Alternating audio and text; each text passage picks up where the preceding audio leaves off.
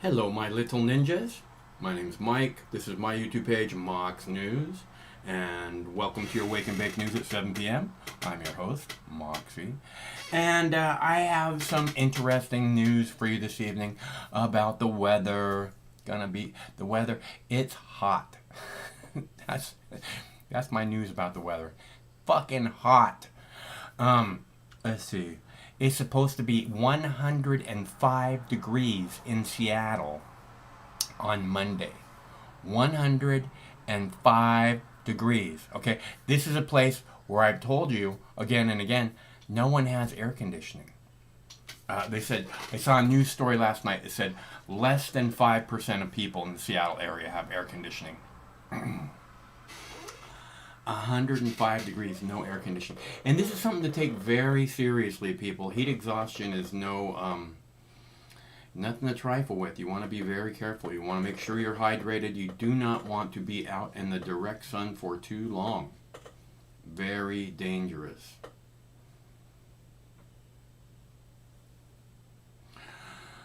So, I have a video about the building collapsing in Miami, and I'll play that for you in a little bit. I think it's very strange looking. I think it's very peculiar.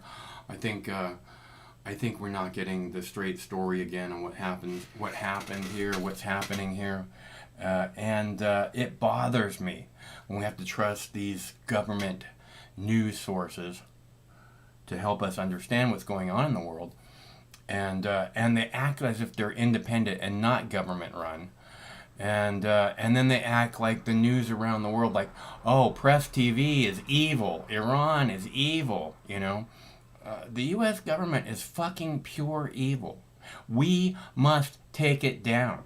Okay, I'm not playing here. We don't have time left. The U.S. government is what's keeping our entire species, the whole human race. The U.S. government alone is keeping the entire human race from evolving, from moving into the age of Aquarius.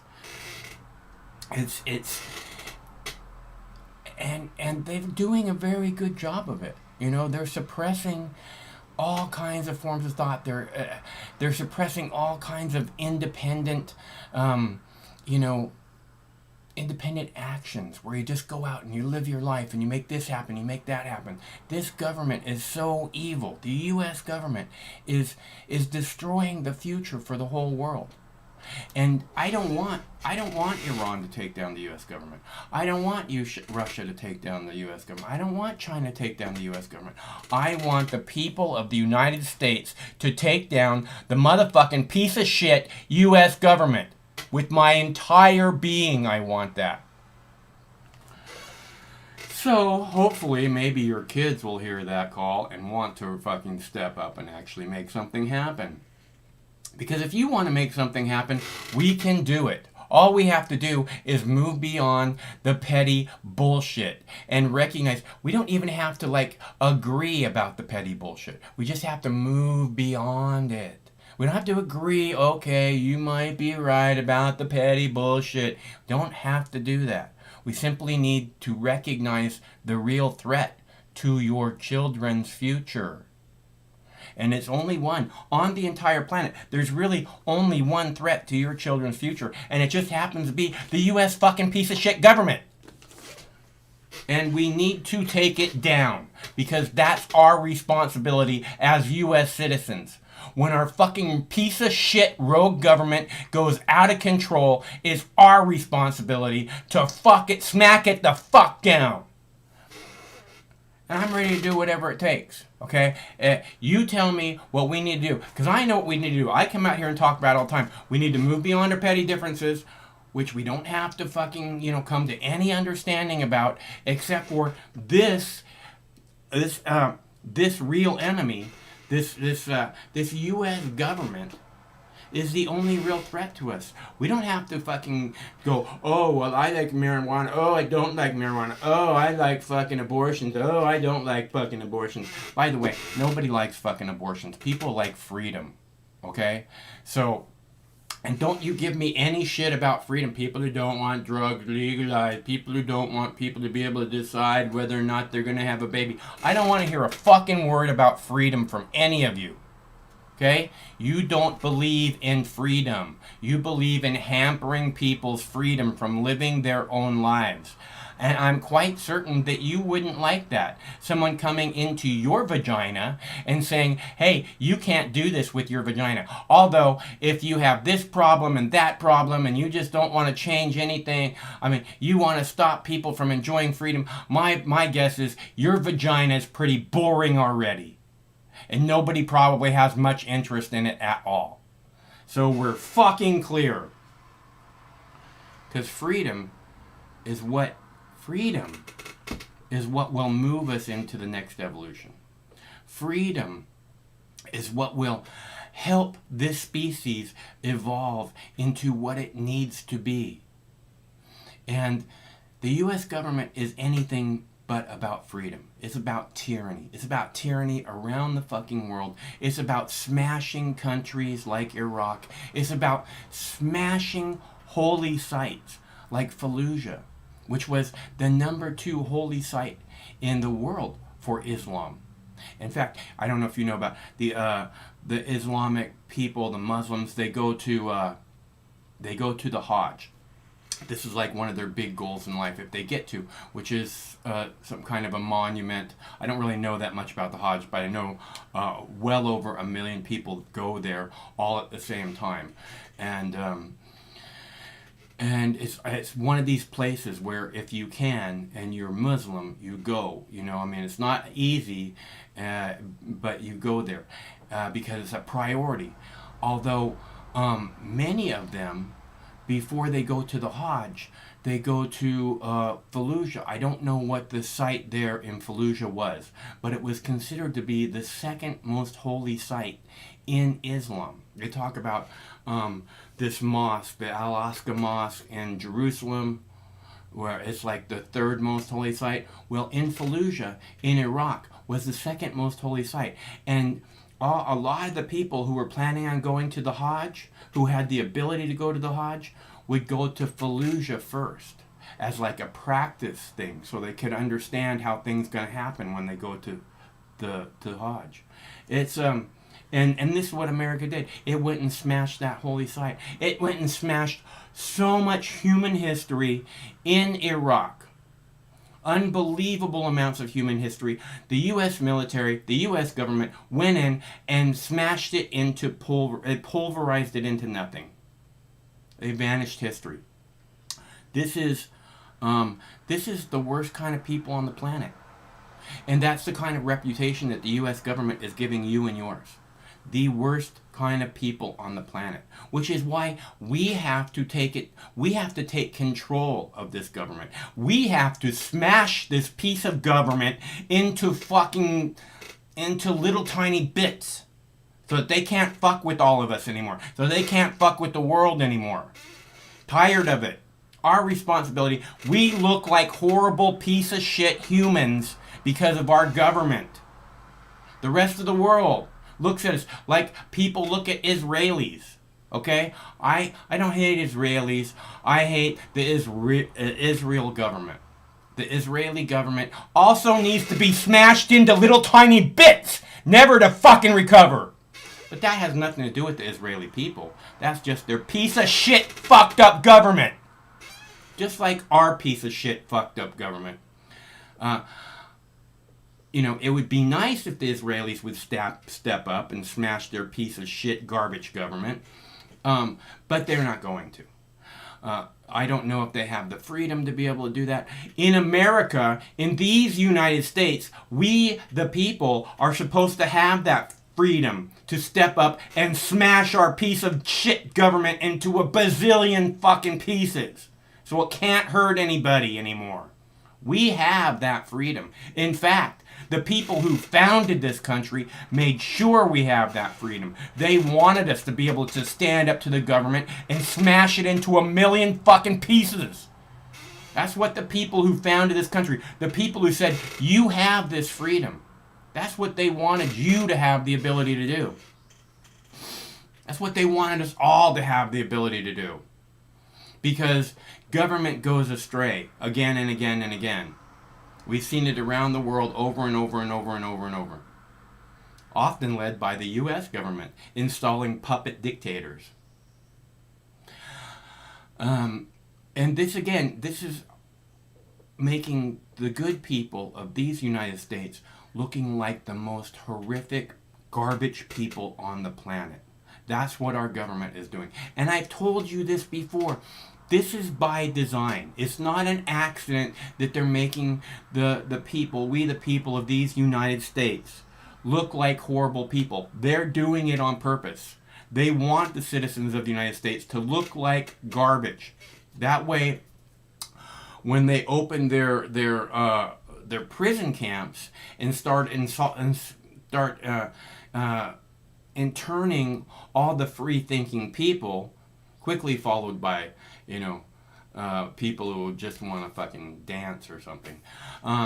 But all the free-thinking people will be shipped off to the internment camps, and then the people that are left will be, oh my God, what's happening? And they'll shout out to the rest of the world, look, we're being fucked by this government. And the rest of the world will go, yeah, your government has been fucking us for decades. Why didn't you do anything about it then? You didn't seem to care about it then. Why should we give a fuck about you?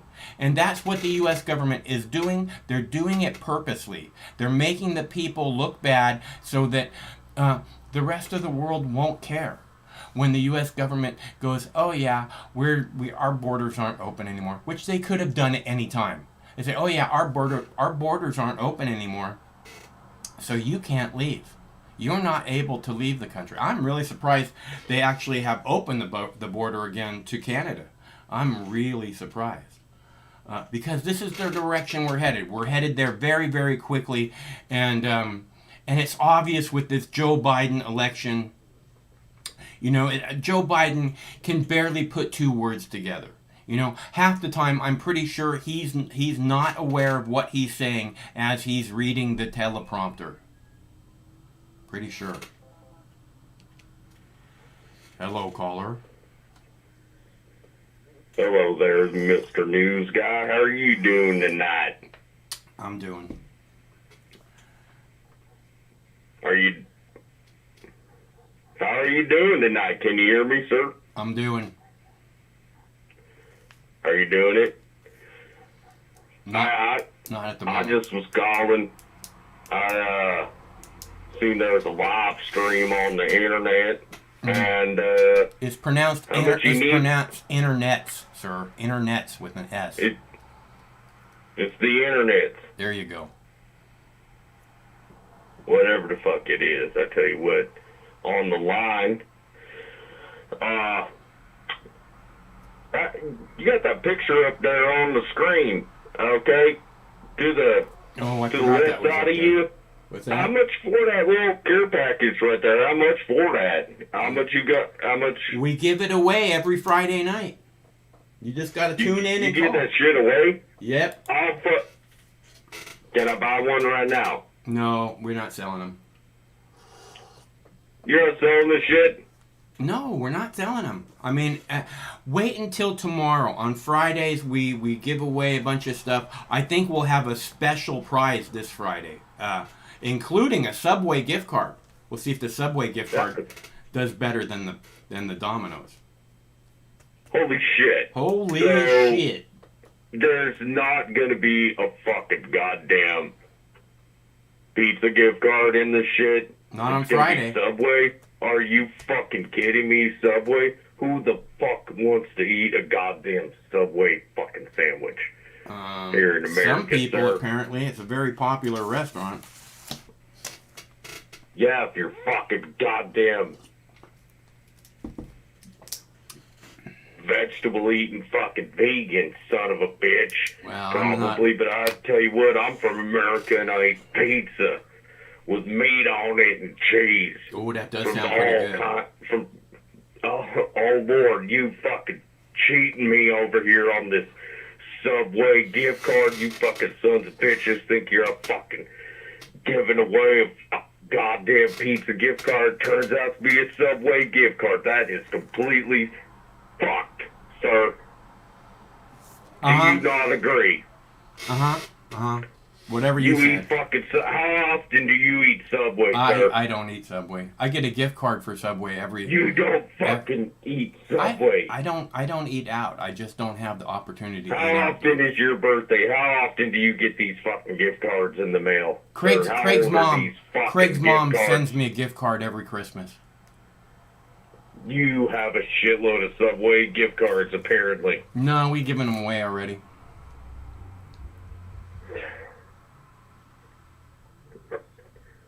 Really? Like, because apparently the new gift card is fucking Friday, and it's from Subway, and this is bullshit.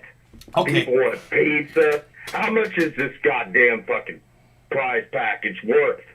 I don't know. Some people tell me it's priceless.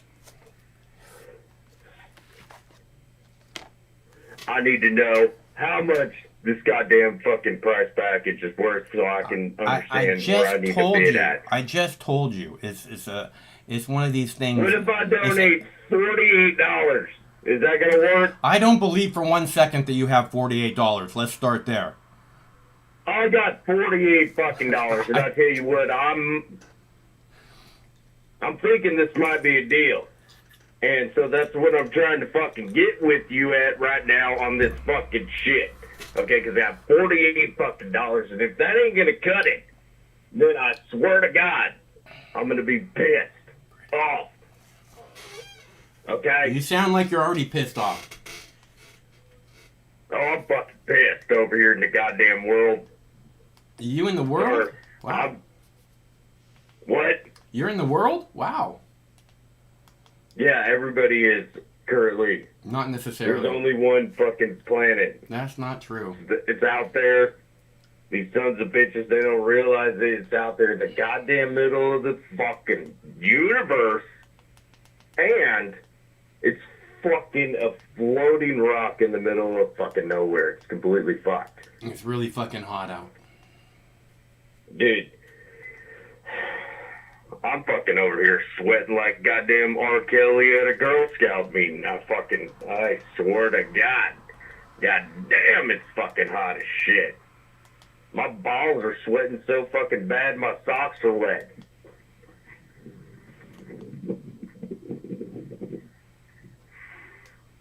I gotta go. Okay. Hey, he actually went. All right, so where were we? It is hot out. It's going to be 105 on Monday in Seattle. 105. I believe that's like an all-time record. And I don't think it's just an all-time record for Mondays. I think it's like an all-time record.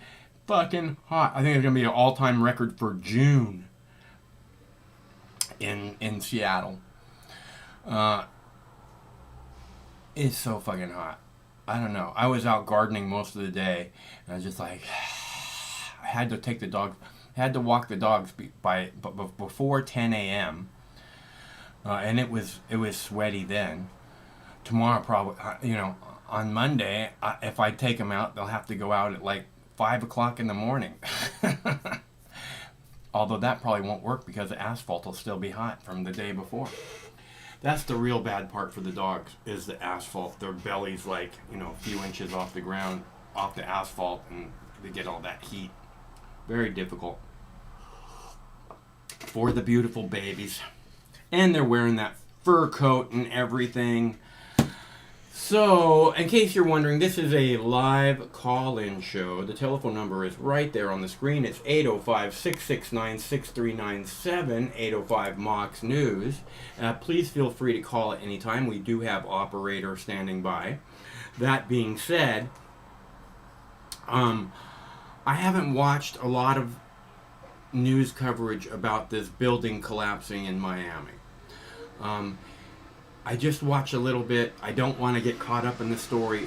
All I know is that it doesn't look like a building collapse. It's not what a building collapse looks like.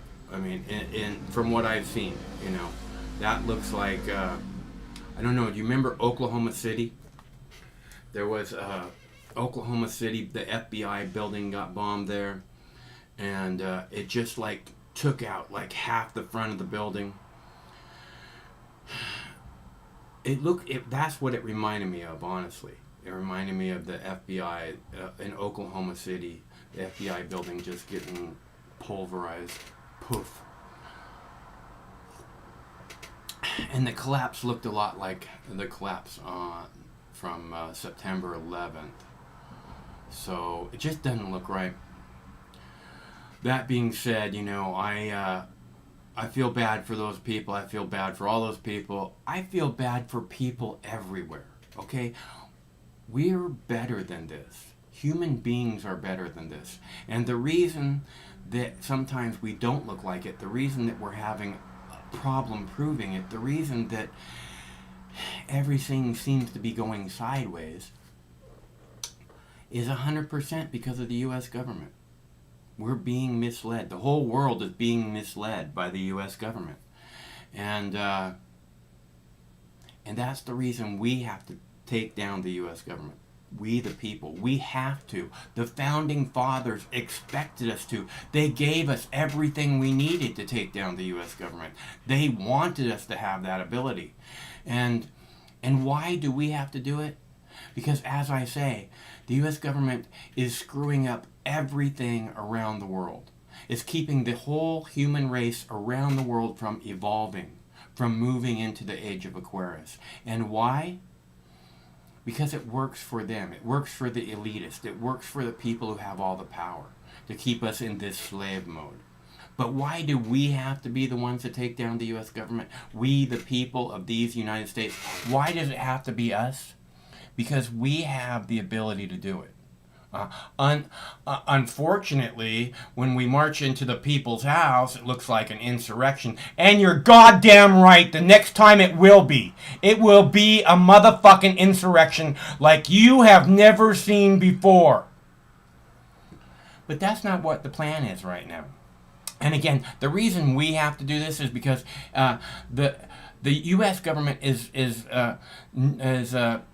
has got the next evolution of the human race human species, the next evolution, us moving boldly into the future, they have it on pause. They have it stalled. And so the reason we, the people of these United States, have to be the ones to take down the U.S. government is because as the rest of the world realizes, if they don't already, that the U.S. government is holding down the entire human race.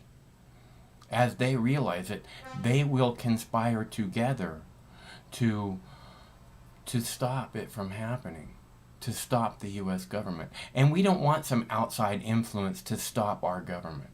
We want to be the ones to stop it. We want to cut the motherfucking head right off the U.S. government. Okay? I'm not playing here, people. It's our government. We control it. Let's start acting like it. That's all I'm saying. Get with the goddamn program. All right, I'm going to play a video about the building collapsing. I'll be right back. Just a minute.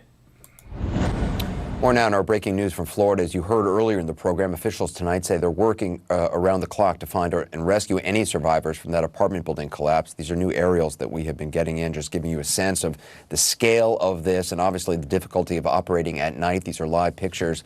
There have been some dramatic rescues, most overnight, most notably among them a boy lifted to safety by first responders. Nicholas Balboa happened to be passing by and he helped rescue the boy. Nicholas joins me now.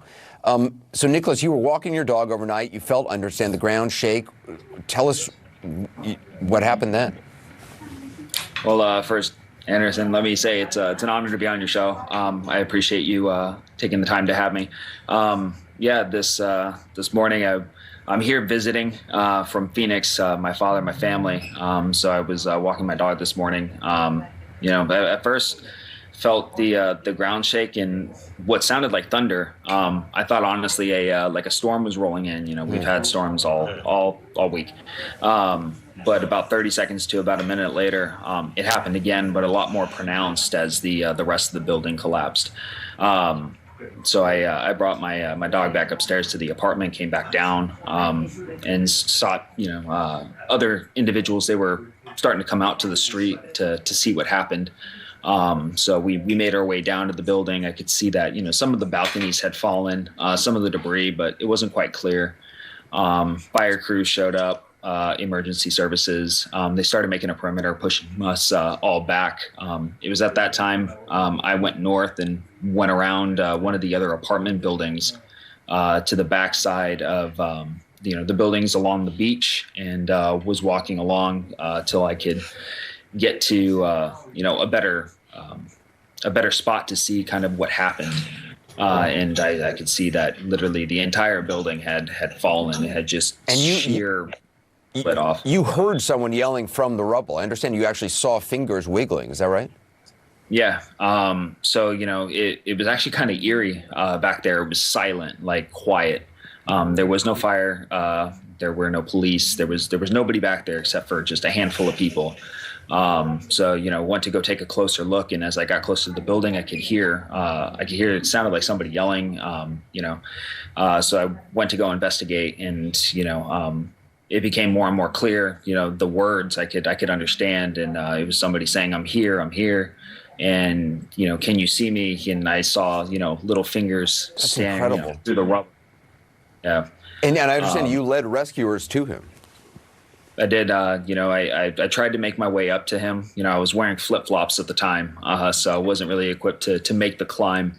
But I got close enough to see him and to let him know that we were there, and that we were going to get help. So you were talking to him when he was still in the rubble?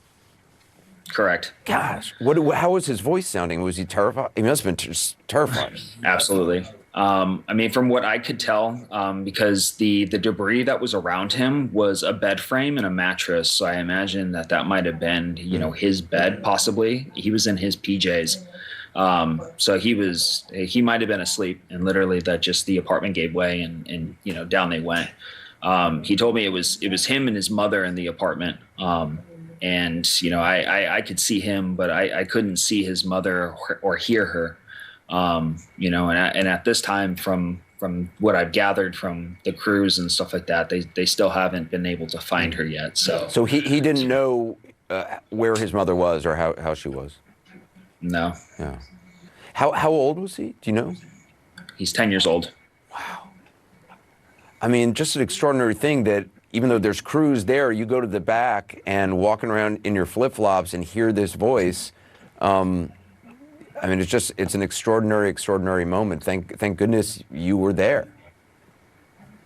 Yeah, I guess, the universe works in mysterious ways. Here I am all the way from Phoenix, just at the right place at the right time. Yeah. And, we were just there. Well, Nicholas Balboa, I really appreciate you talking to us, and thank you for all you did. I really appreciate it. Well, thank you for having me. That's it for us.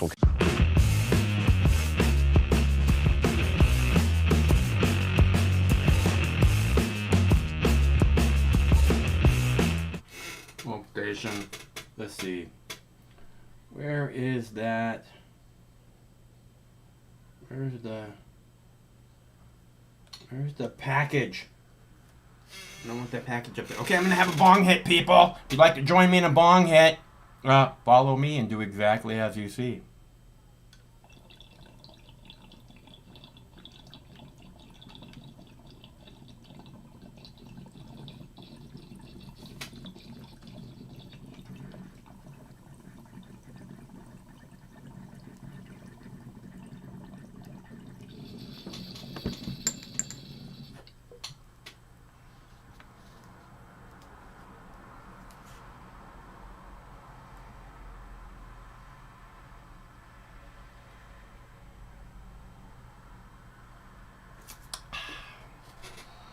I feel much better now. Was I over the top? I don't want to hear this shit about how it's the best government on earth anymore. Okay? The U.S. government and all its occupants are complete and I don't want to give them too much credit, but they're human fucking feces. Or maybe dog feces. No, I like dogs too much. How about chicken feces?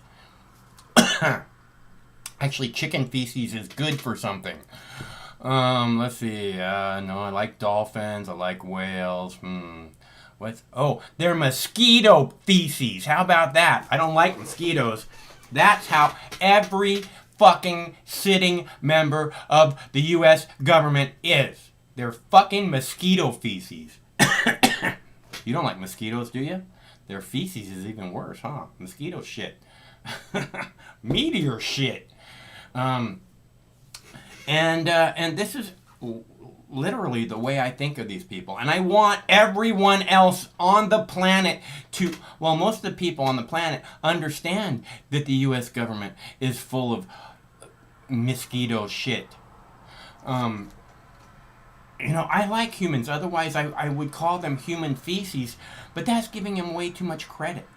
The people in Washington, D.C., in the U.S. government, the politicians who are supposed to be representing us are just the worst garbage on the planet. They're war criminals. They need to be locked up in order to make the planet a safer place for little children. They're the worst people on the motherfucking planet. They go and hang out with people like Jeffrey Epstein. This is who our politicians are. The worst of the worst of the worst on the entire fucking planet. You know what kind of scumbags there are on this planet? There are some seriously fucked up scumbags on this planet. Every single sitting member of our government is worse. They're the worst of the worst. And we need to burn down this motherfucking government and start over. That's what we need to do. I like this heat. This heat's getting me all pumped up. Right? Getting me like furious. I'm gonna go set it on fire all by myself. Roar! Right after I take this bong hit. Oh, it's good to laugh. Right? Alright, so what are we gonna do next then, people? I got my tea all heated up. I just had my bong all heated up. I'm feeling pretty good now. You can see the number on the screen. Oh, by the way, this picture right here, which we need to get off the screen, Craig! This picture right here is of the prize package that Manny won last Friday night. This is at his place. This is the picture he took. So, to show you all what a prize package looks like from Mike Hawk. He got a Mike Hawk postcard too. He put it in the back. I don't think he likes the Mike Hawk postcards. I don't think he likes them. And the reasons why to love Mike Hawk? America is what Mike Hawk is all about. Mike Hawk is what America is all about. I don't know. I can't read it. There's some pretty good reasons to love Mike Hawk, though. I'll tell you that for sure. Because Mike Hawk is better than the rest of these dickholes. How about that? Thank you. All right, so where were we? Oh, yes, Mike Hawk. Mike Hawk for president. This is one of the ways we could defeat these motherfuckers, but they'll never let us do it. They'll never let us get close. Bernie Sanders fucking beat Hillary Clinton. They did not let Bernie Sanders win. Ron Paul won the Iowa primary. Iowa being the first primary puts candidates on the map to go, hey, what is this guy saying? And Ron Paul had a lot to say. He won Iowa back in 2012, I believe it was. Might have been 2016. No, it's 2012. He won Iowa. And they said, first they said Rick Santorum. Have you ever Googled the word Santorum? 5 years ago, anyways. I said Rick Santorum. No, it wasn't Rick Santorum. It was Mitt Romney, right? And then like 5 months later, you know what? Ron Paul did win the Iowa primary after it's already too late. So this is the kind of fucked up government we have. They didn't let Bernie Sanders win. They conspired against Bernie Sanders. The Associated Press, the night before the California election, said Hillary won. The night before the California primary, they said Hillary won. You know, the biggest block of electoral votes. And they're like, right before, I'm telling you, the night before people went to go to vote, they said, oh, Hillary won. Like, all you Bernie Sanders voters don't need to bother. And the way Hillary won was with super delegates, not by the people. It was the super delegates that put Hillary Clinton over the top to be the candidate in 2016. Again, one of the most despised figures in American history. Okay? You know, I'm pretty sure you could do a poll where you said, who would you rather see as president, Benedict Arnold or Hillary Clinton? And I don't even think it'd be close. And Hillary would not be the winner. You could take any piece of shit, Billy the Kid, you know, any little scumbag motherfucker, you know, Jeffrey Epstein, who Hillary knows well. This is where we're at. And this is the government that we have. There's been shenanigans in the fucking elections forever, at least starting from 2000, which I think it's probably been going on way, way longer than that. But it became blatantly obvious in the 2000 election. And now, in the 2020 election, if you question the outcome, you get kicked off of Facebook. Because you don't have that kind of freedom here, mister. What makes you think you can question anything on our platform? It's our platform. Just because you put all of your fucking life all over it doesn't make it your platform. It's our platform, and we'll shut down anybody we want for anything they say at any time. It's up to us. You're not involved. Get over it. And trust me, I've gone through this many times, so I know damn well it's not up to me. Because they've thrown away tens of thousands of hours of work. And not just that, they threw away amazing living histories that are archives that were of value to all humans on the planet. They've thrown those away. Hello, caller. Mark, Yes?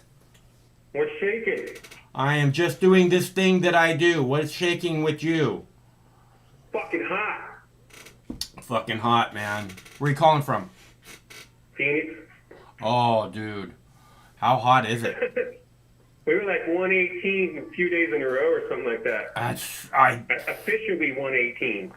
I could never leave the house, man. You pretty much don't. Yeah. I would melt just opening the door.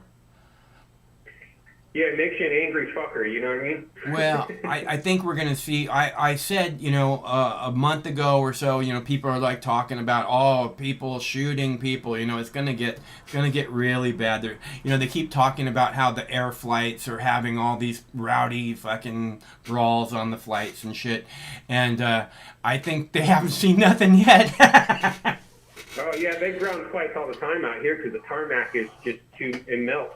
Yeah. And the planes can't land or take off. That makes sense. Yeah. So how do you survive that? I mean, it's going to be 105 here on Monday. The thing here is nobody has fucking air conditioners, dude.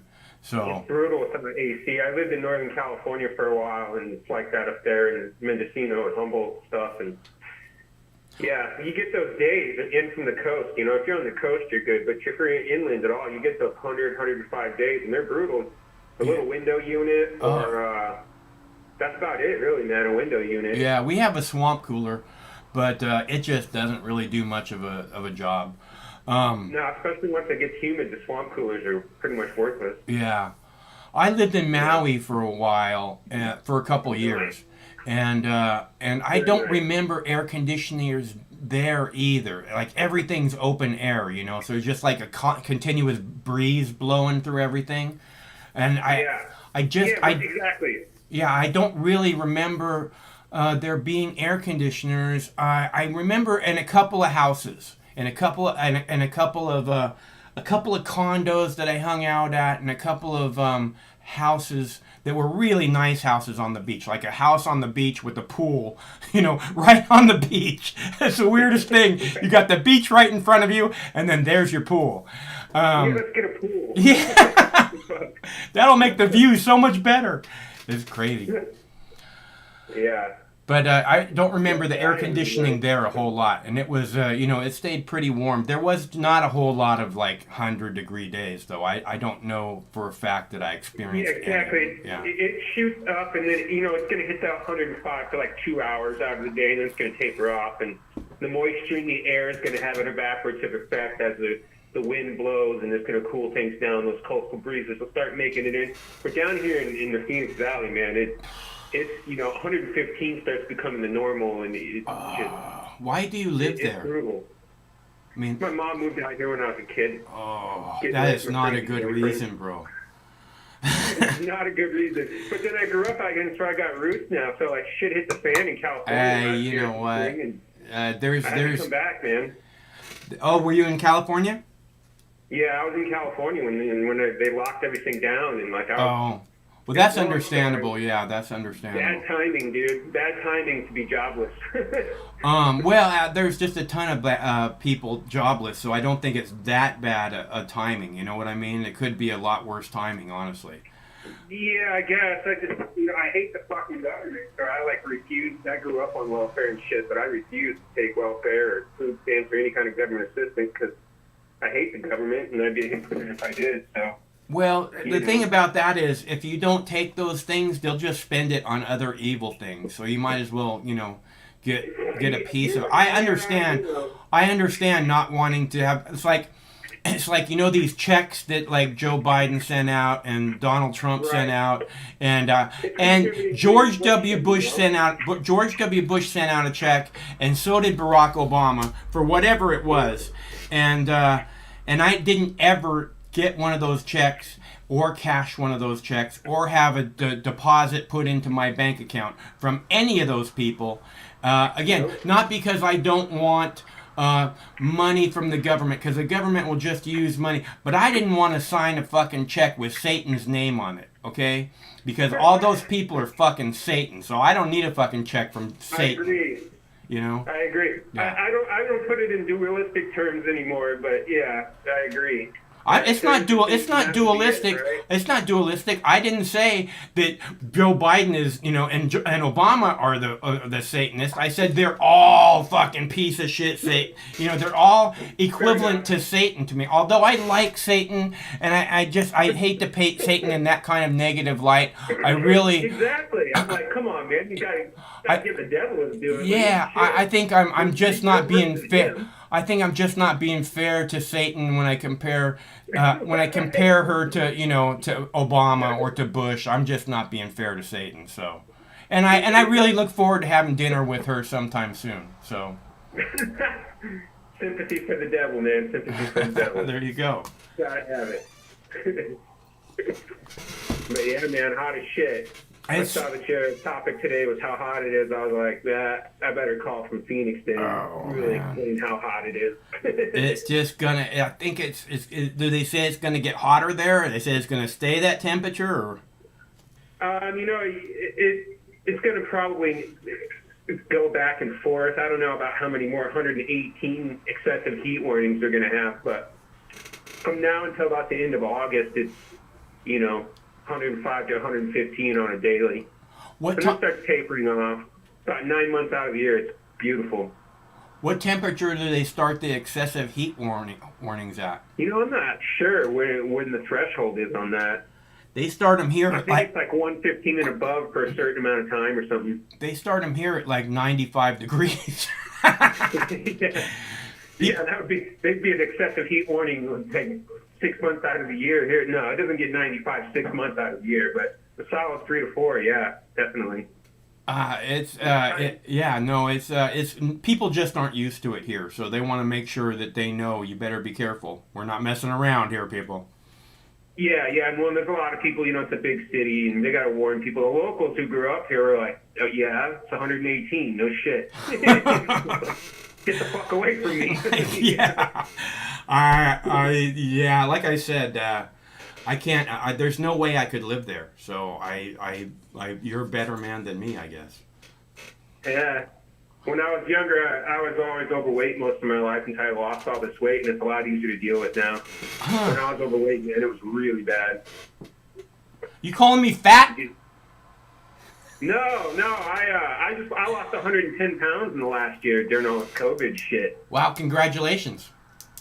Oh, thank you. Well, you just work out. You just work out constantly, or? I did keto, stopped eating carbs, and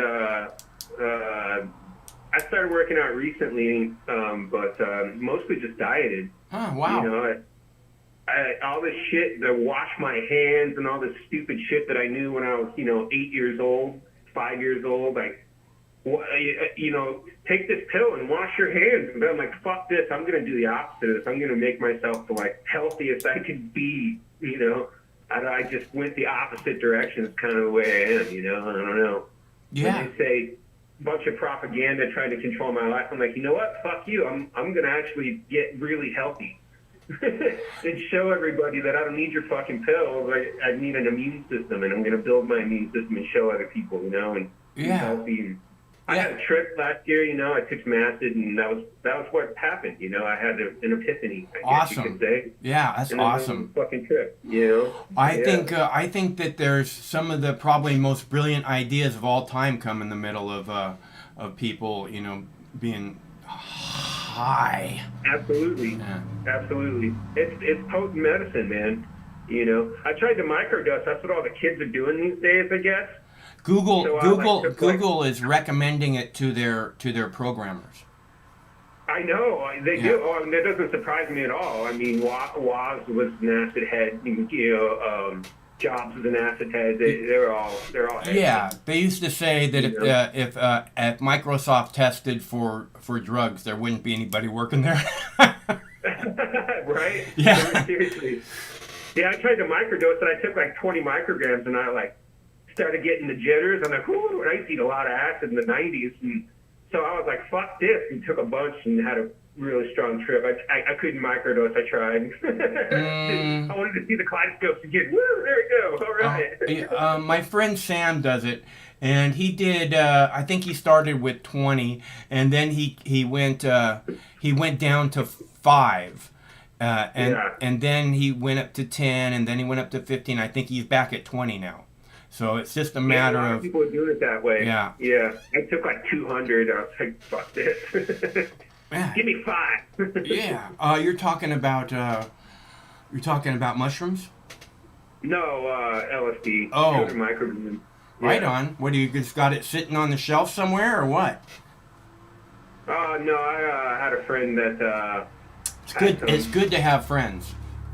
It is good to have friends. Some, crazy world we live in these days. Things go through different channels than they used to when I was a kid. But it's good to have friends. I've met so many people in the last 20 years. It's amazing. 25 years now.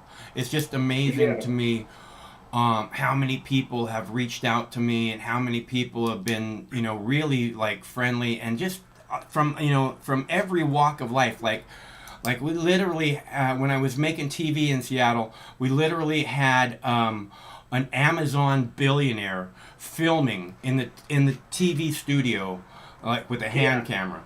Because he wanted to. He was like, oh man, I want to do this. I'm like, right on. Come on down. Yeah, you ever been to the Gorge? Yeah. Man, I think I've seen you a lot before. I've been there maybe 15 times. Yeah. I'm trying to remember, we saw Tom. I think I started seeing Mox News when the Ron Paul campaign in 08. No, 05 or 06. Yeah. No, 07. Yeah. 07.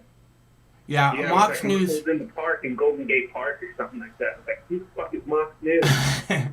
Back then, a lot of. I hate politicians. And then I started getting into Ron Paul, and I was like, oh, wait, there's something to this guy. Back in 2000 people, a lot of people said that. Who the fuck is this Mox News? A lot of people said that back in 2007. Yeah, man, you were crushing it, bro. YouTube was, YouTube back then. Now it's Google Tube or something. I don't know what the fuck Now, it's called. yeah, well, back then it was before Google got it. It was so cool, man. It was this this man. individual experience where like you could set up your page. It could have this colored background on it. You could put the things you wanted at the top of your page. You could make it look all different kinds of ways. And it just felt like it was about what you were making happen, and now it's about the hive mentality. You know what I mean? Yep. We all join together to believe these thoughts. Yep. And collectivist shit. Fucking don't get me started on that shit. Go ahead. I was just saying, yeah, it was really fucking awesome. It was you controlled your own thing. It wasn't really censored by.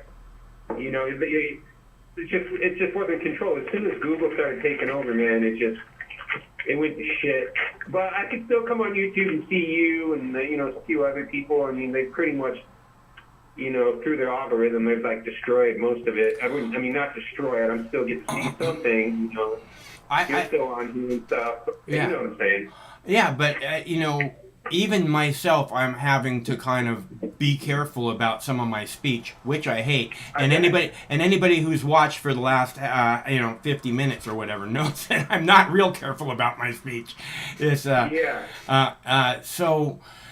it's sad. I couldn't believe it when they took off the Colbert Report, man. It was like, what the fuck is happening? Yeah, I liked him, James Colbert. Yeah. I was like, what the fuck is happening? This guy YouTube is lucky to have this guy. What the fuck are they doing?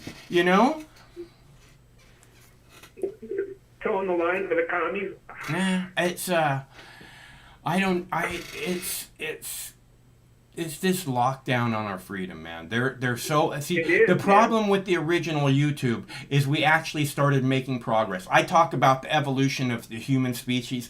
We were actually kind of headed that direction a little bit with YouTube and everybody being able to post and connect and actually started to head a direction. And then they went, all the powers that be went, we can't have this shit, and it all became a fucking giant spy network where now whatever you say is collected in a little folder with your name on it, and if you say the wrong word, it hits that algorithm, and then they pay a lot more attention to that folder. So, and that's what this wonderful thing where the human race was moving toward the next evolution, and then the powers that be fucking clamped down on it and said, yeah, that's not going to happen, people. The only good thing I seem to notice from all the authoritarianism is they seem to be okay with drugs. It's weird. Like, I don't get fucked because, I've worked in cannabis and been an advocate of cannabis and an activist for, decades. And, at one time they would censor that shit. But now, like, they censor what I say, but the drugs are okay. Yeah. I'm not sure what to make of it, Well, as far as cannabis goes, I mean, it's, flowers, and I don't really consider it a drug.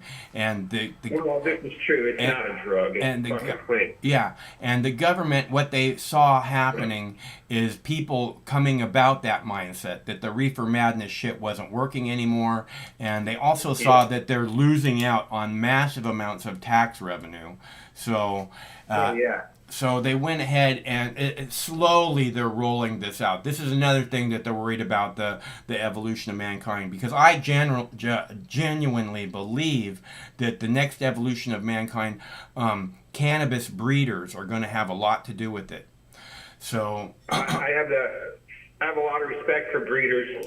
They're the true. I mean, in cannabis, those are the true craftsmen. Yeah. In it all. I mean, to have a proper, and a lot of people throw crosses together, whatever, but very few people have a proper breeding program, and they have, a really nice program that produces solid, consistent weed and seed stock. You know? Those guys who do, man, DJ Short comes to mind. Capulator is another, guys like that come to mind, like seed breeders who have the most stable stock.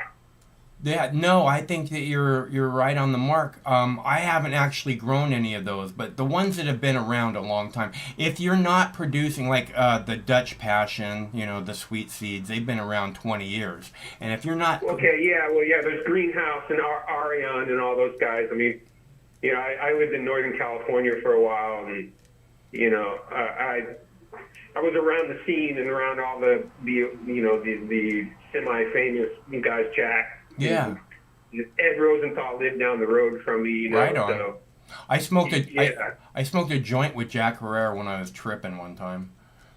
Oh, nice. Yeah. Yeah. That doesn't surprise me at all for some reason. Yeah, he was at the Hemp Fest, and he just got done giving a speech. And it was fucking retarded, man, right? Hempfest is like this really narrow park. And there's like these two walkways, and it's just like a cattle train kind of thing, you know, where these cattle are going this way. People make them noise as they're tromping along and stuff. And then there's another one going the other way. And there's this stage set up. It's a pretty small stage. And Jack Herrera was giving a speech. And there's like 1,000 people a minute walking right past the stage. And like there's 15, 20 of us listening to Jack, right? And I'm like, Yeah. what the fuck is up with these people? It's like, how unaware can you possibly be? This guy is the grandfather of the fucking weed movement. You know, you all have smoked strains named after him, and you fucking walk right past him like you don't have a clue in the world. So, Yeah. so he had a stroke. Yeah, go ahead. I was just gonna say, yeah, the Dutch guys were always, you know, our competition in California. So, like, don't get me wrong, the Dutch did a lot of great things for cannabis, but yeah, there was always like a friendly competition back and forth between like you had the BC kids, NorCal kids, and then the Dutch kids. You know, we were all kind of like. And the Humboldt kids. Yeah, well, yeah, NorCal, Humboldt, the tri. Yeah, right. Like, The Emerald Triangle. But yeah. what you see now is like everybody, all the seed banks around the world are like, oh, U.S. strains. It's like everybody wants the U.S. strains. The best. And that's the thing, is like the world was talking about BC and Amsterdam, but the best weed we were growing in Northern California. And they know, you know what I mean? It wasn't like, oh yeah, it was like our thing, you know. It wasn't, the world hadn't caught on yet. It was kind of cool. Yeah, it was kind of a cool time. When I was in high school, we used to get this weed, and it was like, oh, what kind of weed is it? It's Humboldt. You know, that's what it was. Yeah, that's how you had to say it. Like, I'm down. And, you know, yeah, fuck yeah. I remember that. Humboldt? Yeah. I remember the guys coming in one day to make a delivery, right? And they brought in all these boxes, and they had like this big, you know, like a big thermos. They had like a big thermos box, and they opened it and they pulled a bag out of it, and there was one single bud in it, and it was like the size of a football. Like, fuck, man, let's burn that right now. Nice. It was, I mean, it was growing like. up in Phoenix, it would trickle down sometimes, but it was mostly Mexican swag when I was in high school. When I was a kid, you know. Yeah. The cartels, a lot of weed up here, and then. You know where San Luis Obispo is? Yeah, of course. Yeah, I went to high school in Morro Bay, which is right on the water, like 10 miles away from San Luis Obispo. Oh, nice. So, like, almost all the weed that came in on the Pacific coast came into that little harbor right there. Yeah. So we get like for real Thai sticks and shit like that, you know, coming in from Thailand. It was friggin' awesome. Real Colombian gold. Kid. Yeah. Yeah, by there, the Thai stick had come and gone by there. Those were legends. I'm 43, so like that was a legend by the time I started smoking.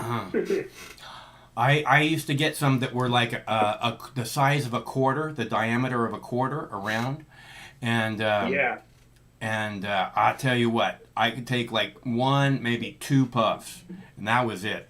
And it was just like, I remember we were on the boardwalk in Seaside Heights in New Jersey.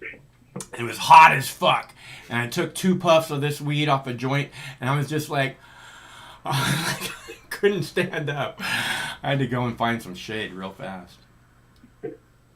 Nice. Yeah. Yeah, I like weed. Yeah. So you have medical there? No, we got medical and rec here. Oh, that's awesome. I haven't been smoking that much lately, honestly, just because it's just been a topsy-turvy year, and I can't even afford the distos, honestly, right now, man. They're fucking Yeah, no. Are you... Weed's not that good. I'm too spoiled, apparently. Well, that's why I was going to ask. Are you able to grow your own? Is it I legal? am. I just haven't gotten around. I got back down here to the desert. And Yeah. How many plants can you grow? Bearings enough to do that yet. And anyone over 21 can grow? Yeah, it's 6 plants. That's freaking awesome, dude. In Washington, weed's been legal here for 8 years in Washington, and you can't grow your own plants without a medical recommendation. Bullshit. Oh, is that still the? Yeah. Damn, that's not cool. We had the 25-mile rule here for a while, which was shitty, really shitty. Is that a school thing? You know, you couldn't. So in Arizona, before the recreational bill passed, you couldn't grow. You could grow weed, but it couldn't be within 25 miles of a dispensary. That's fucking idiotic.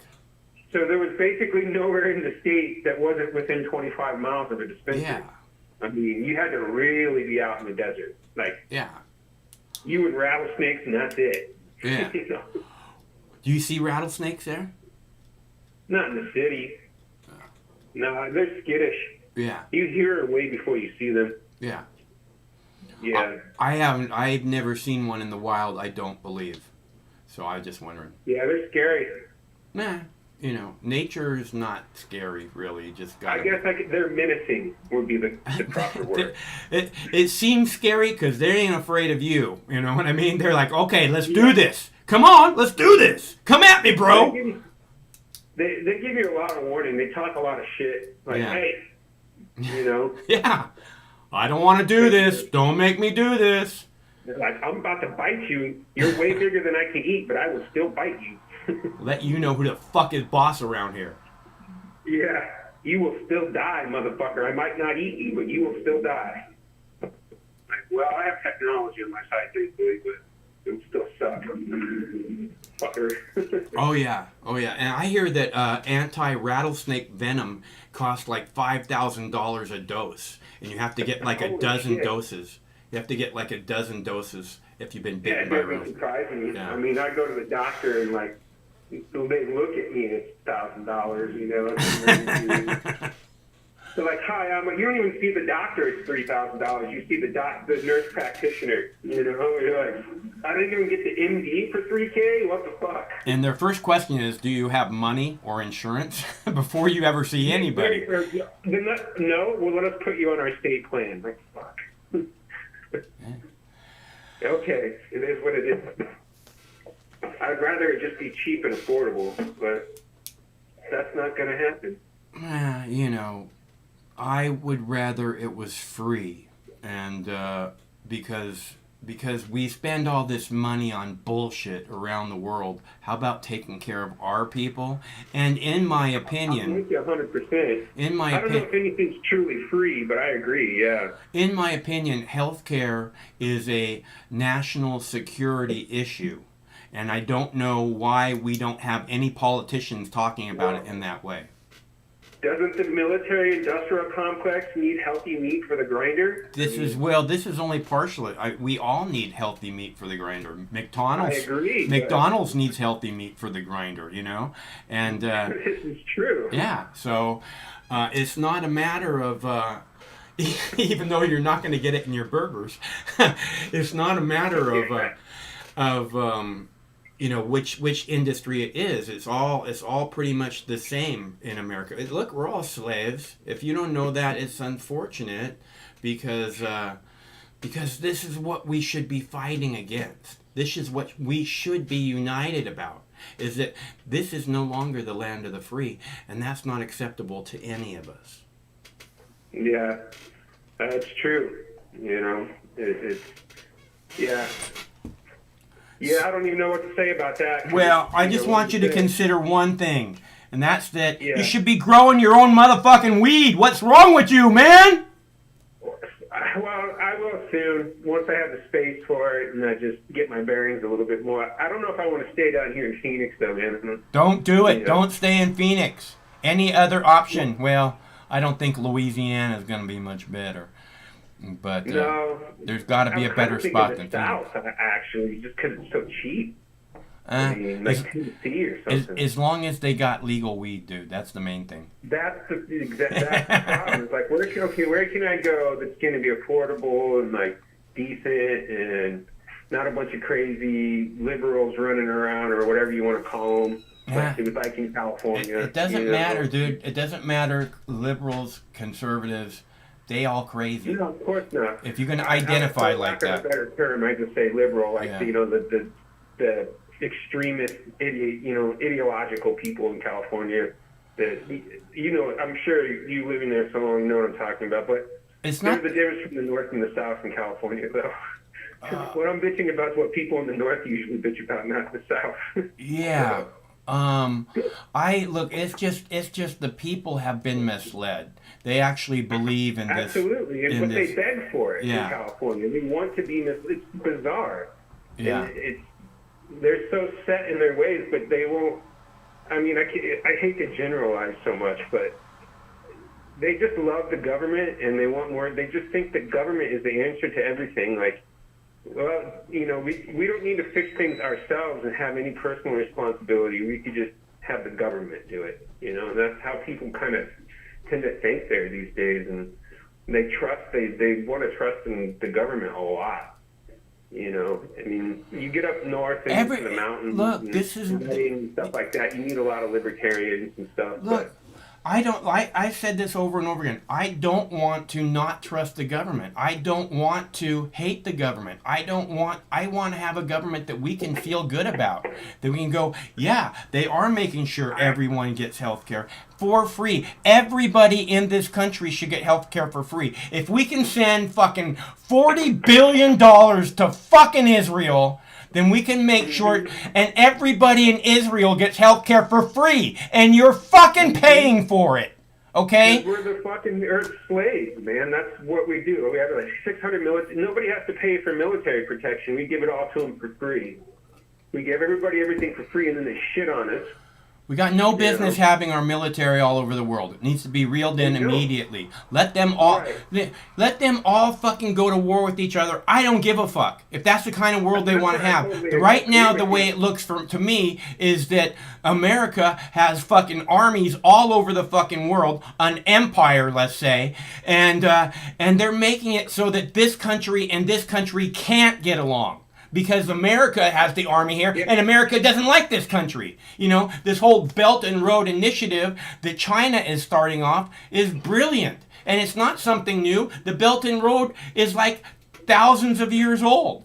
So it's brilliant, and the United States was invited to be part of it. And the United States said, fuck you, China, we don't want anything to do with it. This is the United States. They're the ones making the enemies. China doesn't want to be an enemy. They want to take care of their business in their part of the world. Let fucking China take care of their business. I don't give a fuck.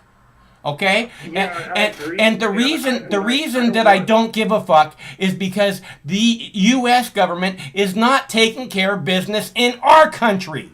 Okay? Absolutely. If they did that first, then maybe we could spread out a little bit. But this empire garbage is going to destroy this country. That's the root of it right there, and it's what the founders never wanted us to be, an empire. We were specifically supposed to never be that, and that's really the core of it. I agree. Yeah. What's your name? I mean, the Chinese, with China, it's, I would like them to mind their own business. I don't think we should be doing so much trade with them. I don't think that they're I mean, you could say lots of things about us and our policies and things we do, but I mean, they take things to whole new levels over there with the That's their fucking business. Let them do what the fuck they want. Business, but that doesn't mean we should be supporting them and writing them checks. You know what? I would really like to see the manufacturing or whatever it is that this country needs being made in this country.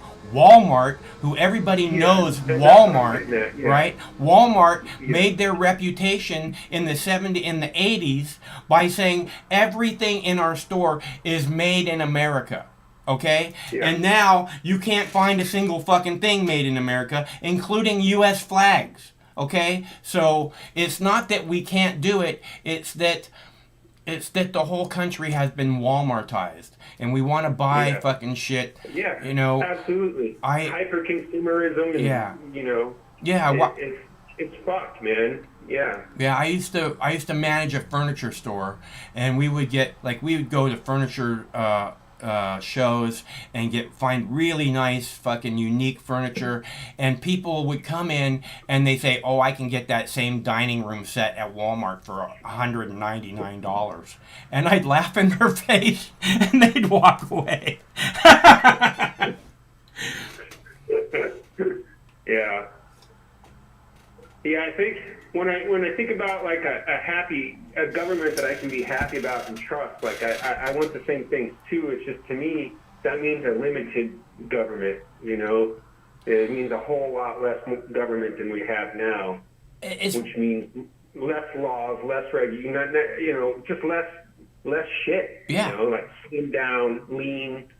You know, pull the military bases back. They can pay for their own defense.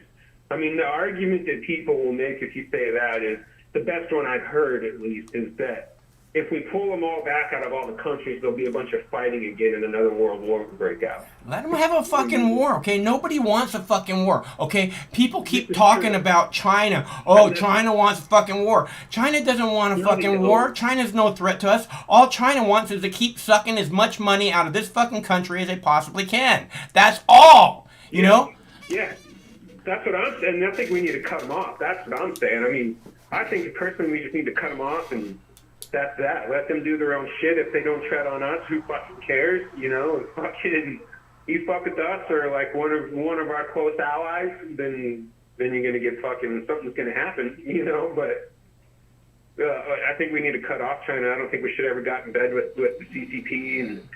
Look, You know. look, I'm no big one world government, but it is one world, okay? And I would like to do business with people, you know, around the world. I don't want to make us an isolationist country. At the same I hear time, you. we don't need to somehow be spreading militarism around the world. We don't No, need to be. It's absolutely us not. that shouldn't be doing trade with fucking Somalia in the form of, you know, here's fucking 10,000 rocket launchers. We should not be doing that. That's what's really ugly, you know, and that's our big form of trade, you know, spreading war around the world.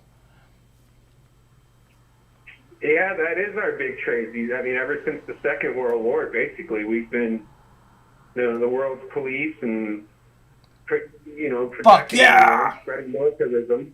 You know, America, fuck yeah! Fucking love that movie, dude. Yeah, it's a good one. I just watched it the other night. I keep going Durka Muhammad Jihad. I keep doing that over and over again. Basketball was pretty good too. What's that? Oh, Have you seen basketball? Basketball? Oh yeah, that was the first course, yeah. that was the first DVD I ever purchased, was Basketball. Nice. Yeah. That's a good one. That's a good first DVD to purchase. Yeah, it was great. I love that movie. I love those guys. I feel like we're really lucky to have Trey Parker and Matt Stone creating for us, and I thank them, and I hope that they know how much they're loved around the world, which I'm sure they do. Because you know why I'm sure that they know that they're loved is because they don't have to do this shit. You know, they don't have to go to fucking work and put together this fucking cartoon that they've been doing for 20 fucking years. They don't have to do that. They can go and spend $1 million a day easily in cash wherever they want, and it will never, ever, ever touch their fucking bank account. Each. They can spend $1 million each, and it will never, ever, ever touch their fucking funds. So That would be kind of cool. we're very. I mean, I'm not a greedy person. That would make but an excellent reality TV show. I hope that's what they do next. Matt and Trey's reality fucking Matt and Ray I'd watch it. $1 million adventure. Matt and Trey's $1 million adventure. $1 million a day adventure. Get it right. Hopefully. Genius. Somebody put this down on paper. Get this to them right away. It's fucking brilliant. Did you see that Lefty Award they got when they gave it to them? They're all face, but we're Republicans. No, what award was that? I'm trying to remember, man. It was like it was some liberal award. I could Google it. Yeah. You remember him? But, Remember him at the Oscars in dresses, yeah. tripping on acid? They showed up at the Oscars tripping on acid in dresses with makeup on. I think pearls, maybe even gloves. But that right there. I was asking my friend the other day. I was like, how do these guys be so consistently funny? And he looked at I me. don't know, man. He looked at me and he said, "They just don't give a fuck." I'm like, those are the only kind of people. They just don't give a fuck. They just don't give a fuck. That's the only kind of person that would go to the Oscars in a dress with makeup on when they know the whole world's gonna be looking at them, tripping on acid. Don't believe it? Look it up. They're very proud to talk. The only kind of person that would ever do that amongst all their fucking peers just don't give a fuck. Is it? Yeah. And I guess that's where a lot of great art comes from, probably. Stone and Parker were receiving an award from People for the American Way. Huh. A left-wing advocacy group formed by television writer Norman Lear. Well, whatever. I mean, Norman Lear made some pretty cool shit happen too. So, I think being recognized by a Norman Lear organization, even though they're not conservatives or whatever, Norman Lear made a bunch of fucking cool television, dude. They asked me to introduce them when they received a Freedom Award from Norman Lear's organization. Yeah. After they graciously accepted, they said, "We're Republicans." Nervous laughter, they repeated, "No, seriously, we're Republicans." Yeah. There's a picture of them getting it. Yeah, those guys. I mean, again, they don't care. So they whatever. They're not there to mess around. They're doing their thing, and I find that truly respectful because we don't have time to mess around, people. You got to do your thing, and you got to do it starting now. Yeah. Well, what's your name? Steve. Steve. Hey, it's good to hear from you, Steve. I'm glad you called, and you'll have to give us a call back soon and let us know when it busts 118 down there. Will do. All right. Thanks for calling. Yep. Later. Stay cool. In Arizona in 118-degree temperatures. No, thank you. I don't want any. No more, please. I could never be there. I mean, actually, I spent a lot of time in Fresno when I was younger. And in Fresno, it would be 110, real like regular, on up over 105 on a regular basis. And it was always interesting. It was like... My grandmother died at a bus stop from heat exhaustion. Okay, so this is not like a funny subject. The heat. I can't imagine. Like I told you before that when the direct sunlight is just pounding down on me, I can't. I feel like I'm about to burst into flames. And a lot of the time, it doesn't really matter how hot or cool it is outside. That sunshine just hitting me right, is like, ah. We went to go somewhere for food the other night, and we had to wait, and we had to wait outside, and I was like, it wasn't the other night, it was during the day. It was like noon, too early to go anywhere for food. The fucking sun was like, we're gonna have to wait for 20 minutes. I'm gonna die in 20 minutes. It was probably 80 degrees then, so I'm a giant pussy now. And I don't mind that at all. And it's not actually true. If you'd like to figure it out, we could do that. We could sort it all out fairly quickly. That being said, how hot is it? Let's find out. I'll be right back. Here's a clip for you. Call. The number's right there on the screen. Call. I'm a friendly guy. Did you not hear the conversation I just had with Steve? That was a great conversation. I'm a very friendly guy. So, call, fuckers. As this heat approaches, many people are already planning for relief. According to a 2018 study, Seattle is the least air-conditioned city in the U.S. KIRO 7's Lauren Donovan joins us from Magnolia with some ideas that'll keep you cool. Munger Pool here in Magnolia is back open and ready for swimmers. We've watched as they already wrapped up their practice this morning. Now, the reopening of public pools, spray parks, and wading pools comes just in the nick of time. Temps are set to hit the triple digits this weekend. Well, I'm an East Coaster. One of the reasons why I moved out here was because I wanted to get away from the extreme weather. So, unfortunately, here we are. The forecast for the days ahead is unprecedented, to say the least. Well, we have visitors coming in, and we're like, great way to experience Seattle. No denying these are unusual times, but the annual summer solutions to beating the heat have officially returned. Power washing and prepping, Seattle Parks and Recreation crews are readying the wading pool at East Queen Anne Park. 10 wading pools just like this opened Saturday. However, due to a regional chlorine shortage, the schedule of which ones are accessible each day alternates, with all being shut down every Wednesday.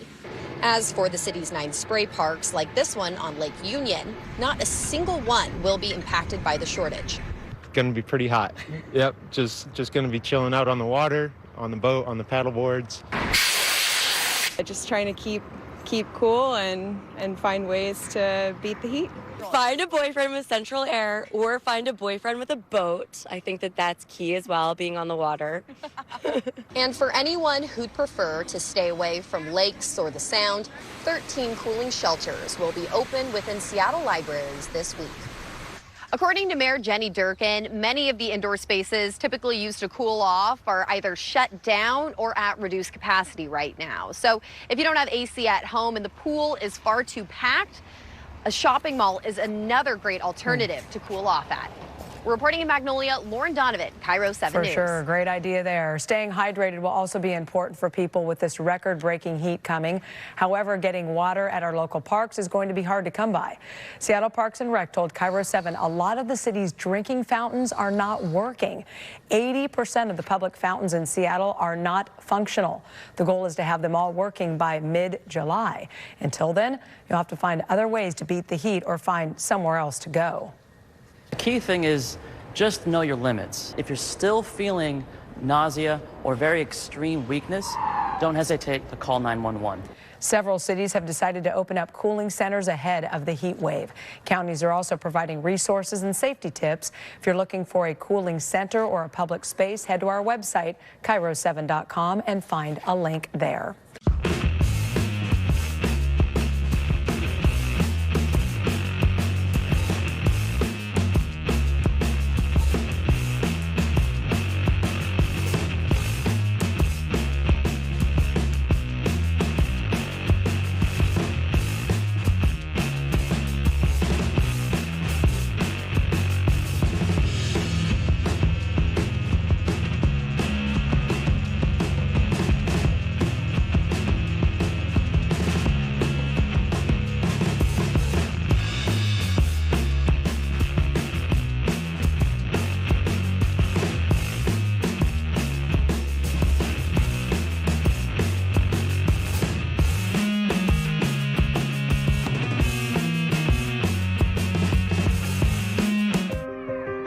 Sometimes life can be a little overwhelming.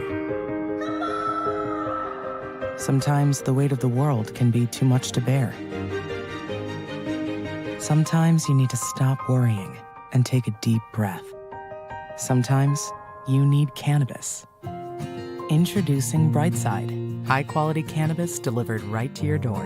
Brightside offers an extensive menu of strains and products to meet your needs. Choose the experience you want, and we'll send you the dankest herb, the real sticky icky, some top-shelf marijuana. If you like what we send you, keep the whole jar.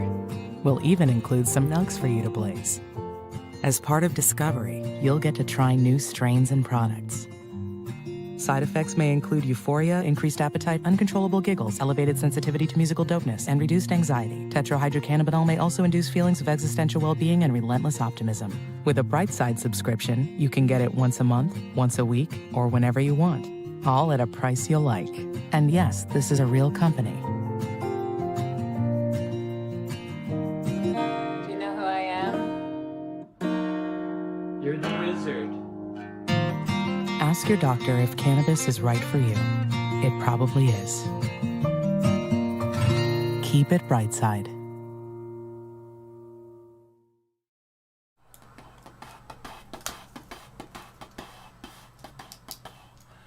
I was trying to get my cup of tea. I didn't quite get it. I didn't quite get it before the news clip ran out. Love that little Canadian girl. She is so distracting.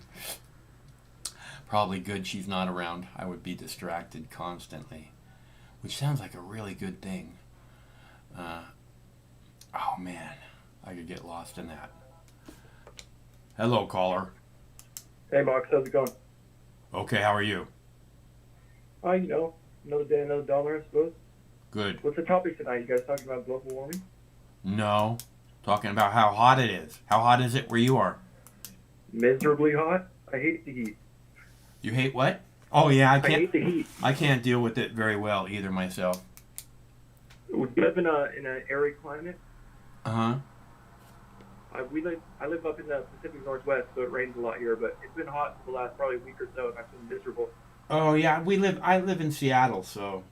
Okay, yeah, Yeah. I'm right close to you. So, what do you think about the Summer of Love, the temporary autonomous zone that happened a year back or so? I love it. I'm all about anarchy. I love that they fucking kicked the police out of a fucking police station.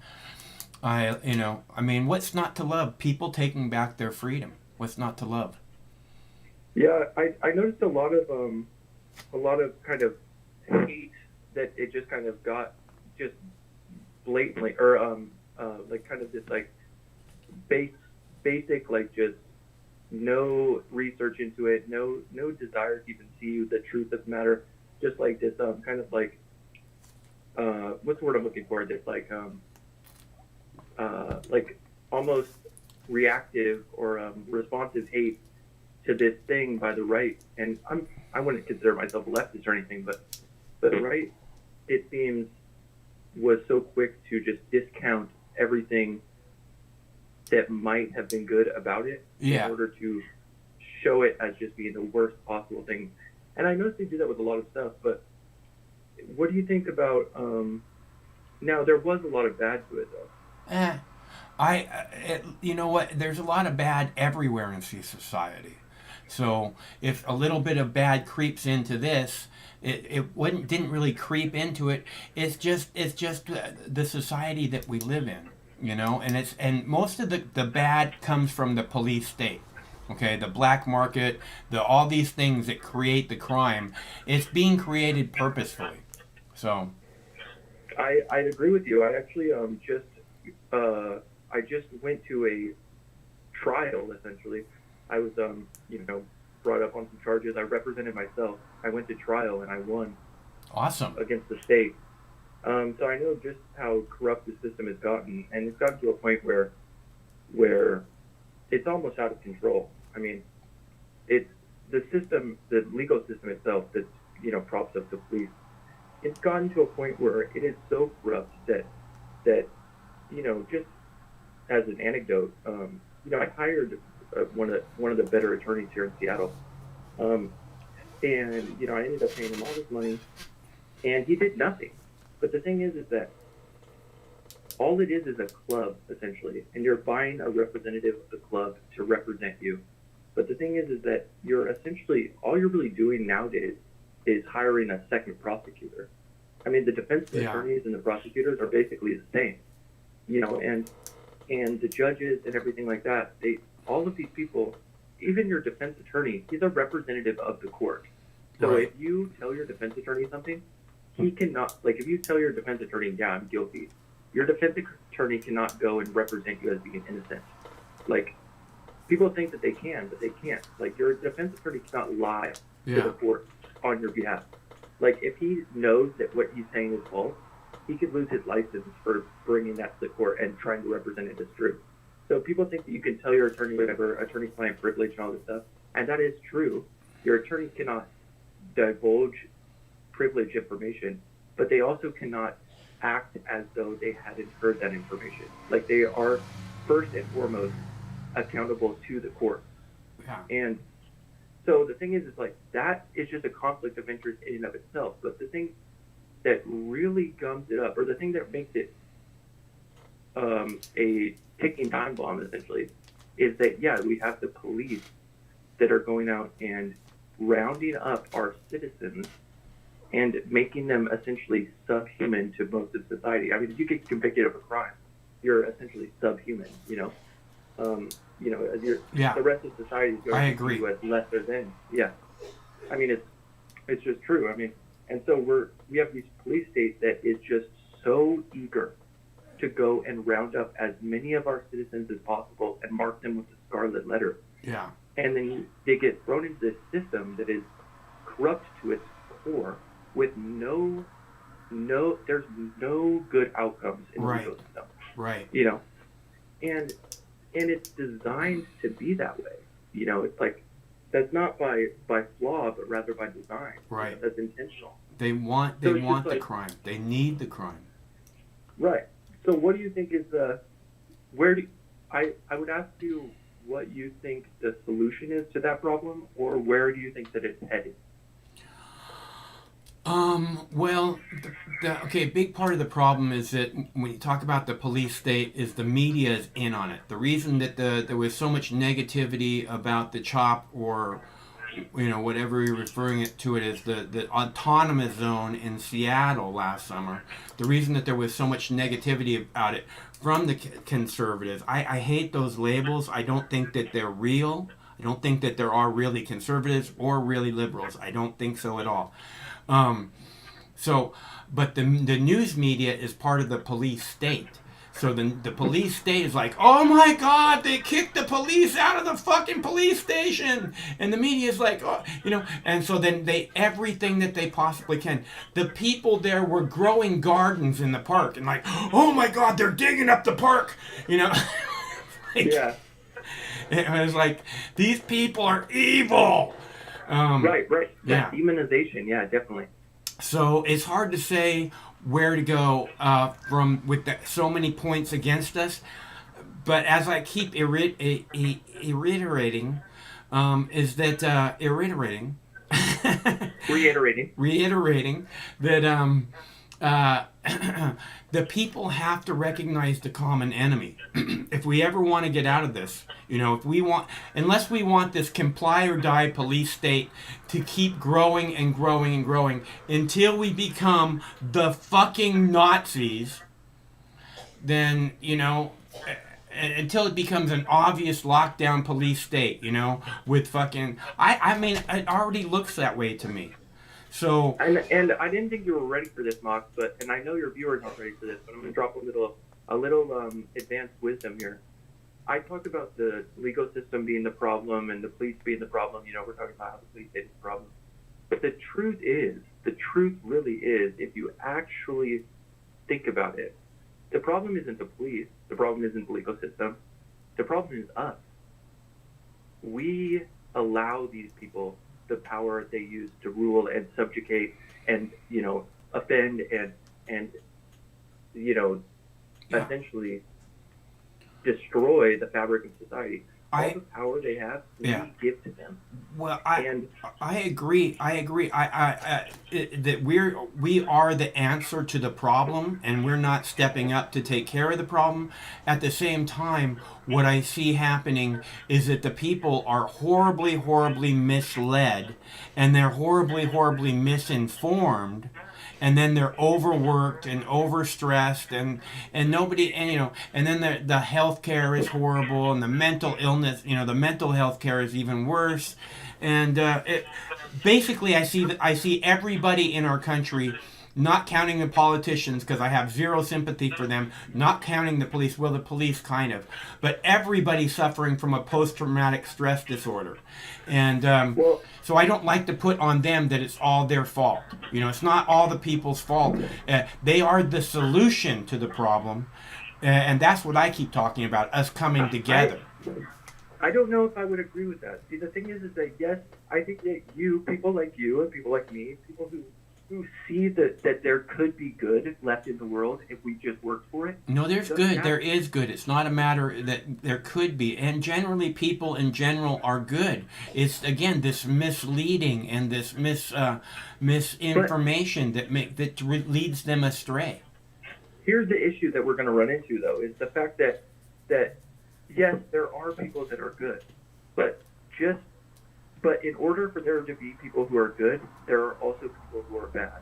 And the people who are bad actively work against our solutions and cause these problems and relish in the fact that other people face these problems every single day.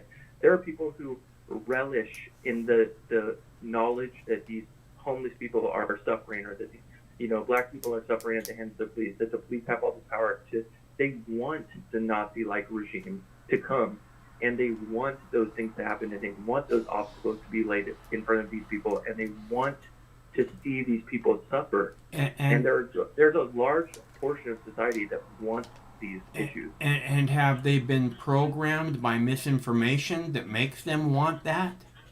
This is what I'm saying. This is what I'm saying is that they've been programmed. Okay, we've all been programmed. The programming just doesn't take as well with some of us. So now, but is there really any hope of of reversing that programming, of ever getting this back on track to a point that's not just as bad as it has to be? Partially, look, you brought up liberals and conservatives, and this is a big problem. These things aren't real, okay? They're like this. It's like people become invested in, oh, I'm a conservative, so blah blah blah blah. I think this way. No, you're an independent, free person, and you can think any way you want. But instead, they get locked into this bullshit, and I think the number one thing to do is to see that that's a complete and utter lie. We're not liberals, we're not conservatives, and you don't even begin to understand what it means to be liberal. You want to know who's fucking liberal? Jesus motherfucking Christ was liberal, okay? That's the fact. I get where you're coming from. Yeah. I get where you're coming from with that, with the idea that these people are just essentially playing on teams. They don't even care they don't even believe what they're saying. Right. They're saying. There is, they believe it, but they don't really understand what it is they're saying. Correct. Correct. Yeah. Which is. And I see that. Yeah. Go ahead. I see that so much with did you see the Sam Cedar, Stephen Crowder thing? No. Okay. Do you know who those people are? The names are very familiar. I don't know if I saw it or not. I'm not sure what you're talking about. So. It's okay. It just happened, and it's relatively small. I just, in the circles of YouTube that I frequent, it's pretty popular right now. But basically, you have these two people who were debating, and essentially the fans of the one guy say that he won, and the fans of the other guy say that he won. And there's just no real understanding of what took place at all. There's no real even conversation about the problem at hand. It's just people talking about their side won, or trying to egg on the other side like a high school fight or something. Yeah. And I see that in politics today. The idea of this, the lack of individualism, the lack of actual thought and stuff is becoming really detrimental. But anyway, I appreciate you talking with me, Monk. It was a good call. Yeah. I'll call you again soon, huh? Hey, what's your name? Jay. Jay, it's good to hear from you, and I hope things are going well for you. Stay cool, and we'll get through it, okay? Call back soon. Yeah, we'll do. Okay, talk to you. See ya. Bye. And I think a really good representation of this conservative, this liberal shit is Ron Paul, right? Ron Paul. The Republicans would say he's not a fucking conservative. He's not a real Republican. And the so-called liberal Democrats would say, oh yeah, he's not a real fucking whatever. He's not a liberal, and neither is anyone else.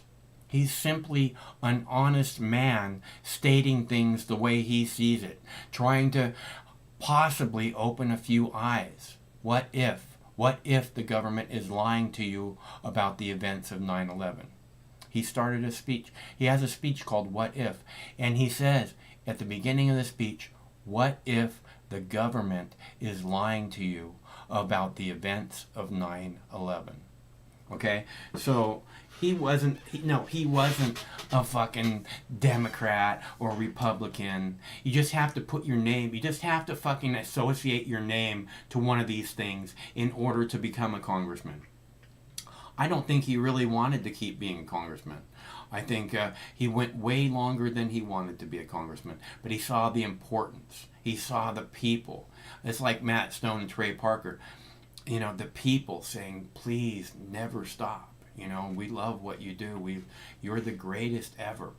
You know, and it's not that they want to be adored like that. Not like Ron Paul wanted that. What Ron Paul heard was the desperation in people saying, we need you. Right now, we need you more than ever. Right now, we need, to laugh. We need Matt Stone and Trey Parker so we can laugh. So we can look at political garbage that they point out on the South Park all the time, all this politics, and be able to not be, so offended and so fucking outraged, and just be able to laugh because it's stupid. And again, I hope that those guys get all the appreciation they deserve, because, like I said, they don't have to do this. Ron Paul, let's get back to Ron Paul. Ron Paul, again, he didn't fit this mold for Republicans. He didn't fit this mold for liberals. There wasn't anybody else who stood there at the podium on the floor of the House of Representatives making a speech saying, what if the government is lying to you about the events of 9/11? I wonder if YouTube is censoring that speech. Because we're not allowed to speak, we're not allowed to question anything on YouTube anymore. If you question the wrong thing on YouTube, like, what if the government is lying to you about blah, blah, blah, blah, blah, you get kicked the fuck off of YouTube. So, if anybody's wondering about why I scream about freedom constantly, it's because it's very quickly vanishing. And that's not what we're supposed to be about. That's not what this government is supposed to be about. I don't want a bad government, I don't want a bad government. I want a great government. I don't want to sit here bitching about the government. Oh my God, back in my day, the government. I didn't know anything about the government when I didn't care anything about the government in my 20s, in my 30s. I was in party mode. And then this shit happened where I got thrusted into the limelight. Not now with my 15 viewers, but when I got thrusted into the limelight. And it was kind of like I was in this position where I had to take a somewhat political stance. And it was never as a Republican. It was never as a Democrat. It was never as an independent. Although I kind of like the idea of being a libertarian because there's so many crazy people in the Libertarian Party. I fit in well with crazy people. I feel more comfortable around crazy people. Not the crazy people like the lady across the street, but just, people who are free thinkers and go their own way, which are commonly referred to as crazy people. Because, in the land of lies, truth becomes crazy people. So, I'm going to go get my cup of tea. I'm going to play a video for you here now about Israel attacking Iran. Of course, they never actually say Israel attacked Iran. They just allude to the fact that Israel has no other option but to attack Iran. We can't not attack Iran. They're right there. Come on. What else would we do? The U.S. just sent us another $1 billion in missiles. What, you think we're just going to sit on those fuckers? Hell no. We're going to use those motherfuckers up on Iran. Or something to that effect. any day soon. But this is about, I think it's about a cyber attack on Iran nuclear. Might be, well, let's watch it together, see what we got here. I'm going to get my tea, be right back. But also, meanwhile, reports coming out of Iran in the last day indicate that there was a failed attempt to strike one of their nuclear facilities there. What's known or what's assumed to be known about that? So we know that this was a strike on one of Iran's main centrifuge production facilities. This produces centrifuges used at the Natanz and Fordo enrichment sites. This was similar to a strike attributed to the same drone tactics on a missile site of Hezbollah in Beirut in 2019. But there's still, in the next few days, as hours come by, we will know more details about this. And let's see your latest report on the subject. Iran's nuclear program is once again on the defensive. News outlets in the Islamic Republic reported that a terrorist act of sabotage was attempted on the Karaj Nuclear Research Center for Medicine and Agriculture. According to the state's Atomic Energy Organization, the site, which is located 25 miles west of the capital Tehran, uses nuclear technology to improve the quality of water and soil. But back in 2003, inspectors from the International Atomic Energy Agency discovered undeclared nuclear materials at the site, connected to Iran's military nuclear program. The facility was later placed under international sanctions, but these were then removed in 2016 as part of the nuclear deal. This comes as talks in Vienna to revive the 2015 nuclear deal appear to be entering their final stretch. And while Iranians are saying that there is a draft for a new deal, German Foreign Minister Heiko Maas said that there are still significant hurdles to overcome. Last Sunday, the sixth round of talks ended. The talks in Vienna have been and were very intense. We are making progress, but there are still some nuts to crack, as we know. In Tehran, officials are boasting that they managed to extract major concessions from Washington. An agreement has been reached to remove all insurance, oil, and shipping sanctions that were imposed by Donald Trump. About 1,040 Trump-era sanctions will be lifted under the agreement. But with the sun setting on the administration of Hassan Rouhani, this could simply be an attempt by the outgoing president to save face, to show that he managed to achieve something before Ibrahim Raisi takes office.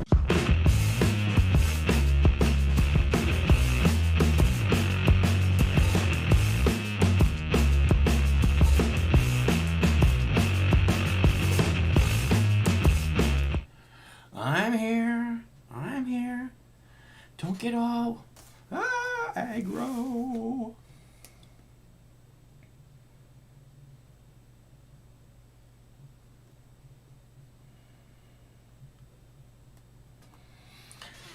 All right, so let's see. We got the Israeli attacks Iran. We got the bright side. I have one video left. The telephone number's right there on the screen. I do have a fresh cup of tea, which is nice. I got that going for me. The telephone number is right there on the screen, people. 805-669-6397. 805 Mox News. And it's going to get hot here. So we're talking about how hot it's going to be where you are or whatever you want to talk about. I'm good. But it's going to get hot here, which is something that this area is not very comfortable with. Like I said, nobody has air conditioners here. I saw a news story last night that said less than 5% of people in the Seattle area have air conditioners. Gonna get hot. So on Monday it's supposed to be 105 degrees in Seattle. So if we can, probably tomorrow too, I'm not sure, probably tomorrow we'll be doing broadcasting outdoors, and then I don't know, if we can, we'll probably do a broadcast on Monday outdoors also. I'm sure as hell not going to do it in this room. So that should be interesting. I gotta go get some ice cream. My dogs need ice cream. It's too fucking hot out. They need some ice cream. Need a big scoop of ice cream. He can just bury his face and he goes, I love summer. Go to Dairy Queen and get him a doggy cone. Except for I don't like that soft serve stuff so much. Unless it's dipped in chocolate. And the dogs can't have chocolate, so they get all jealous. How come your cone smells different than mine? I want to taste your cone. You can taste it, but you don't get it. You can taste it. Get just a little taste. You know, dogs don't eat chocolate. Just a little. But no. Alright. I'm going to play my other video since no one's calling. And then we'll see. This is going to be your last chance to call people. I already played Bright Side. So I'm going to play this video. If you'd like to call, it's cool. Otherwise, I'm going to get some food. I'm kind of hungry. I had a lovely sandwich today. It was a chicken bacon sandwich with gooey processed cheese. Oh, man. So good. I got to stop eating that processed cheese, man. I don't know. I bought some like a week ago. I'm like, oh my God, it's so good. And then I started making sandwiches out of it. And I go, gotta stop eating that stuff. I had a lovely chicken sandwich. Craig barbecued up bacon, right? He puts a big pan on the barbecue and then barbecues up like 5 pounds of bacon. I don't know. And they're sitting on the counter like, bacon chicken sandwich. It was awesome. But that was at noon, and I've been farming all day, so I probably should go get some food. If anybody wants to call, the number's right there on the screen. Otherwise, we're about out of here. But you can check out this clip first, and I'll be right back, giving you the opportunity to call if you want. Well, saying that he had made, quote, false and misleading statements, a New York court today suspended the law license of Rudy Giuliani, the former president's personal attorney, the former mayor of New York City, and a once feared government prosecutor. In a ruling after a disciplinary hearing, the court said Giuliani's statements in defense of the former president, again quoting here, immediately threatens the public interest and warrants interim suspension from the practice of law. Giuliani can appeal the decision, but disbarment is a possibility. Joining me now is George Conway, a Republican, and like Giuliani, a lawyer. He's been very vocal in his opposition to the former president. Mr. Conway, should anyone be surprised that this happened? No, not at all. And because this was a story about completely relentless, repetitive, incessant, intentional lying. And we all saw it unfold in real time.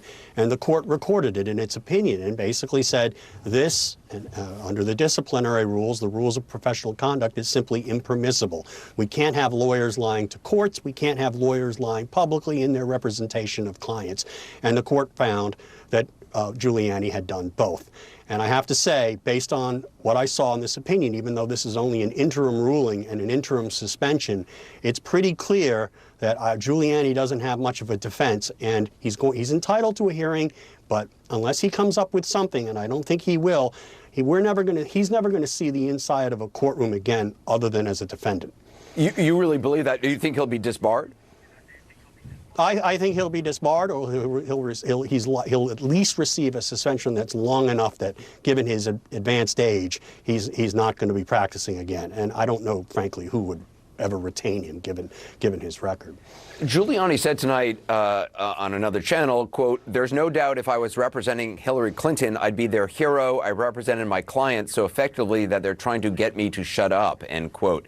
I mean, you're not allowed to represent your client and lie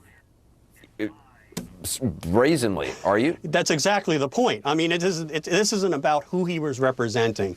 This was about the lying, the incessant lying, saying that thousands of people voted in Georgia, dead people voted in Georgia, and in fact only 2 were found to have voted that way.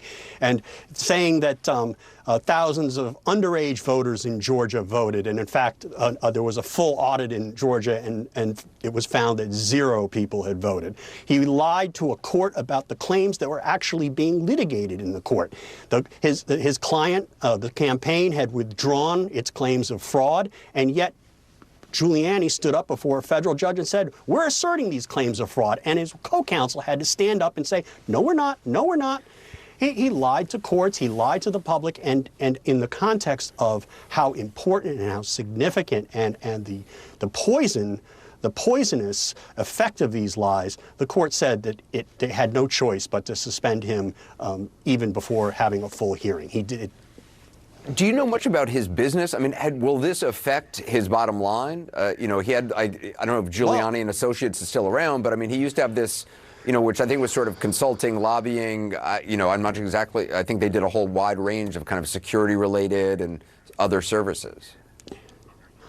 I don't know that he's got that business going anymore. I mean, from everything that I've read, he seems hard up for money. He had a very costly divorce, and I can't imagine anybody's going to be hiring him for anything. And particularly, I mean, he just came off last year, not only just the dishonesty, but he came off as the world's worst lawyer. All right, enough of those people. Honestly, I'm surprised that Giuliani still had the ability to practice law. He's just scummy as they get. It's so weird to me that, well, I guess it's not weird. I mean, Trump is pretty fucking scummy as it gets, too. It just seems like, and this is how you know what a piece of shit Trump is, right? And again, the way you know Obama is such a giant piece of shit is because his presidency was considered the third and fourth term of George W. Bush and Dick Cheney, possibly two of the biggest pieces of shit that's ever lived on this planet. That being said, the way you can see what a giant piece of shit Donald Trump is by the people he surrounds himself with, right? Giuliani, fucking giant garbage, fucking, as greasy, scummy as it gets. Chris Christie, oh my God. It's like he's Mike Pompeo, right? It's like he's surrounding himself with these fucking scumbags who, I don't know, are big, like Chris Christie. Who the fuck wants to have dinner with Chris Christie? I want to know if anybody, anywhere, including his wife, actually want to have dinner with Chris Christie. Because I can't imagine how that is possible. And yet Donald Trump's like, yeah, come on down, man. Who the fuck likes Chris Christie?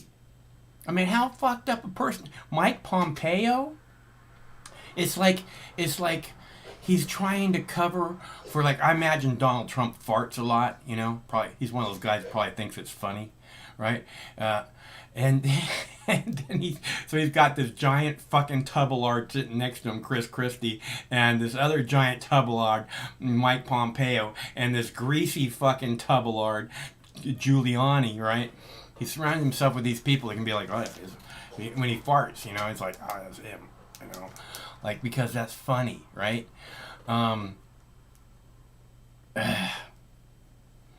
That's the kind of piece of shit Donald Trump was. But I don't think it's just that he's trying to cover up for his fucking unbelievably stinky farts. Is that I think he's actually drawn to these scumbag pieces of shit.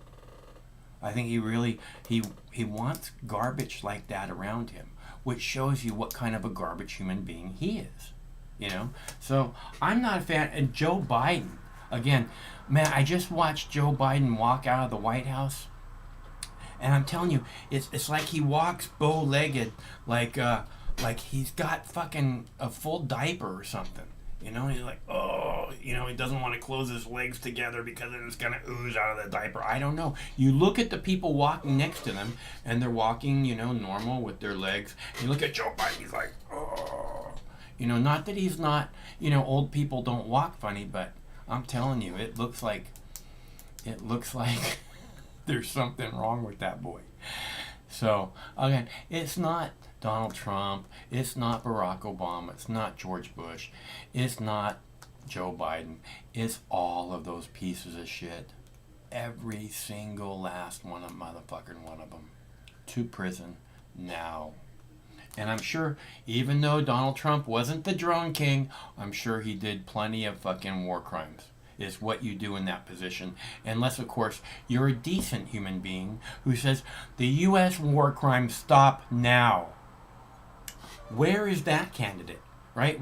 How come the people never get to choose someone who's tired of fighting wars? Right? No more drone strikes, no more assassinations. We're going to focus on the people. We, the people of these United States. That's what this government is going to become all about. No more foreign lobbyists. You're kicked the fuck out of this country. And if we see you, if we find out about you trying to lobby government officials, we will put you in prison, along with the government official. And I'm so looking forward to that government. You know, it's like I said, I don't want to sit here bad-mouthing the government. I don't. I want a government that I can go, oh, look at how great these people are. Nancy Pelosi is in prison for life. Fuck yeah, it's a dream come true. Dick Cheney just had all of his assets seized. And Liz Cheney, too. I love our government. I love our government so much. It's not that hard. And that's what I want. I want to love our government. I want to, you know, just a modicum of love for our government. I don't want to trust them with everything. I don't want to be, oh, they can do no wrong, you know. But I want to feel something good about our government. I don't see it. I mean, I may be missing. I'm not saying that I'm like, you know, this... I have every bit of information on everything and I don't see anything good about the U.S. government. What I'm saying is, from where I'm standing, I don't see the good in the U.S. government. And it's really sad because I'd like to have that kind of government that I could look at and feel like our government is doing good. It's doing good for the people here in our country. I would love to see that. That's not what I see.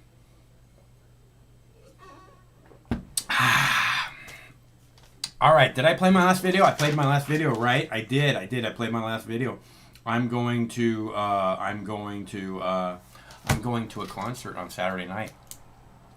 It is the first concert, the first live music venue I have been able to attend in person in a year and a half. Making me crazy. Didn't you call already? Do you never talk to me like that ever again? This is Craig, bitch. Yeah. You asked Craig. Don't you ever fucking speak to me like that again. I will fucking turn off this show right now. No. Are we at a commercial? I do that. Are we at a fucking commercial break right now? Yes. Thank God, because I swear to God. You know what? There's dog shit in the fucking backyard that needs picked up, Michael. You need to do your fucking part. Hey, I pick up 2,000 bags of dog shit a year. That'll fill a goddamn tub and more. So we're calling fucking Guinness World Record for sure, because I swear to God, you know what? I'm sorry that I even bitched at you currently. I know you pick up 2,000 fucking bags of dog shit per year, but I just wanted to let you know I love you in your life, honey. And literally, that is an achievement that I don't think that most people could ever accomplish in their entire life. Lots of people do that. That's why I fucking love you so much. But you know what? You've poisoned the landfill with all the plastic bags mixed with the dog shit. It's creating some kind of fucking fermented fucking chemical reaction, and it's actually fucking destroying the entire fucking planet. Well, I am kind of upset about the dog poo bags, but yeah, me too. When I can just cover, if it's on trails and stuff, I cover it up. I make it so that it's not on the trail. So you're mixing like fucking You might be picking up like a fucking goddamn beaver turd or something. You don't even know what turd it is. You just see a turd, pick it up, put it in the bag. No, I know I know what a dog poo looks like. I pick up dog poo. You ever picked up a human turd? Unfortunately, yes.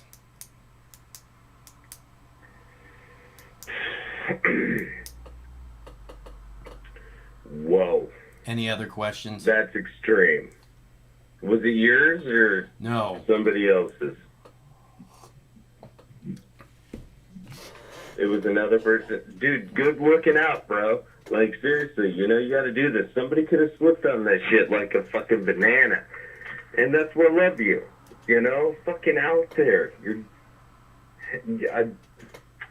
Michael, we're calling fucking Guinness World Records. I do pick up dog shit that doesn't belong to me.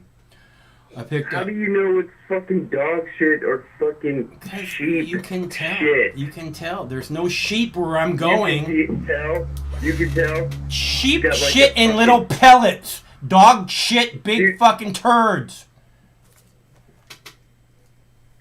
Does it have like a fucking little like quarter fucking roll pattern, like welding or some shit?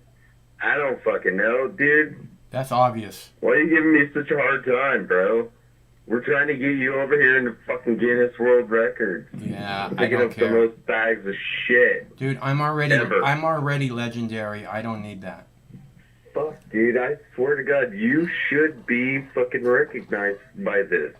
And I'm telling you, tomorrow night's show, we're gonna do this. Oh, good. I'm so Because looking forward to that. Guinness World Records needs to fucking know about this, and I think this is your calling. Yeah, good. You know what we think is your calling? I mean, it could be fucking brushing the most teeth on a dog world record. You ever brush a I dog's don't teeth? fucking know. You ever brush a Huh? dog's teeth? Do I ever brush my teeth? You ever brush a dog's teeth? Do I ever brush my teeth? I don't give a fuck. Motherfucker, I don't own a dog. You do. Okay? No, I don't. I don't own a dog. You need to get in the backyard and fucking clean up these dogs. No. Fucking shit right Not now. gonna happen. I'm tired of this shit. Not They're gonna doing happen. the show all the fucking time, and there's a shit load of shit piling up in the backyard. I don't care. It's not my fault. Well, whose fault is it? It's not my fault. America? Yeah. Oh my fucking God. The fucking America's fucking... Michael? You gotta get go. your fucking ass out there in the backyard right now and clean up that shit. You gotta go. You gotta go. You gotta go. You're getting your ass out there and fucking clean up that yard. No, I'm gonna go watch a movie. He hung up. I didn't hang up on him. Which is nice. I got that going for me. Let's see. Where were we? I didn't watch a movie. Oh, right. Last night I was recommending the movie I, Tonya. Which, again, if you haven't seen it, I would continue to recommend it. It's very good. Tonight, I don't know what we'll be watching, but I believe I'm going to go eat some food. So, I got that going for me, which is nice. I guess we're done here. So, that means we do this every Monday through Friday at 7 p.m. Pacific Time, which means it's not too hot. We'll be back tomorrow, same Mox time, same Mox channel. And until then, stay cool, because one of these days, this war is going to end. Stay cool till then. No matter which mouth you feed on a two-headed snake, it still shits the same turd. But lucky for you, you have Mox News. More than 10 years. More than 60,000 videos. Mox News has been filtering the nonsense and illuminating the bullshit from your mainstream media. Turn off your TV and turn on to Mox News. For over a decade, documenting the socio-political events that have etched and carved the pathways that define today's modern mess, Mox News has been providing clarity while faithfully bringing you today's relevant stories 100% commercial-free and subscription-free. And just like Lady Liberty vows to remain free. But at this time, we're asking you for your help, your patronage, and your support to keep the lights on and the videos rolling. For less than 17 cents per day, you can become a basic subscriber, knowing that your donation is truly making a difference that will help continue bringing the news stories that make a difference in your life. Turn on, tune in, and drop a couple dimes today by clicking the link below or visiting moxnews.com and show your support at any level. From a single one-time donation or dedicated monthly subscriber, do it now in less than 2 minutes. All donations are safe, securely processed, and verified using PayPal, Visa, MasterCard, American Express, or Discover Card. As always, we're sure you'll find something of interest each and every day. This holiday season, give the gift of Mox. moxnews.com.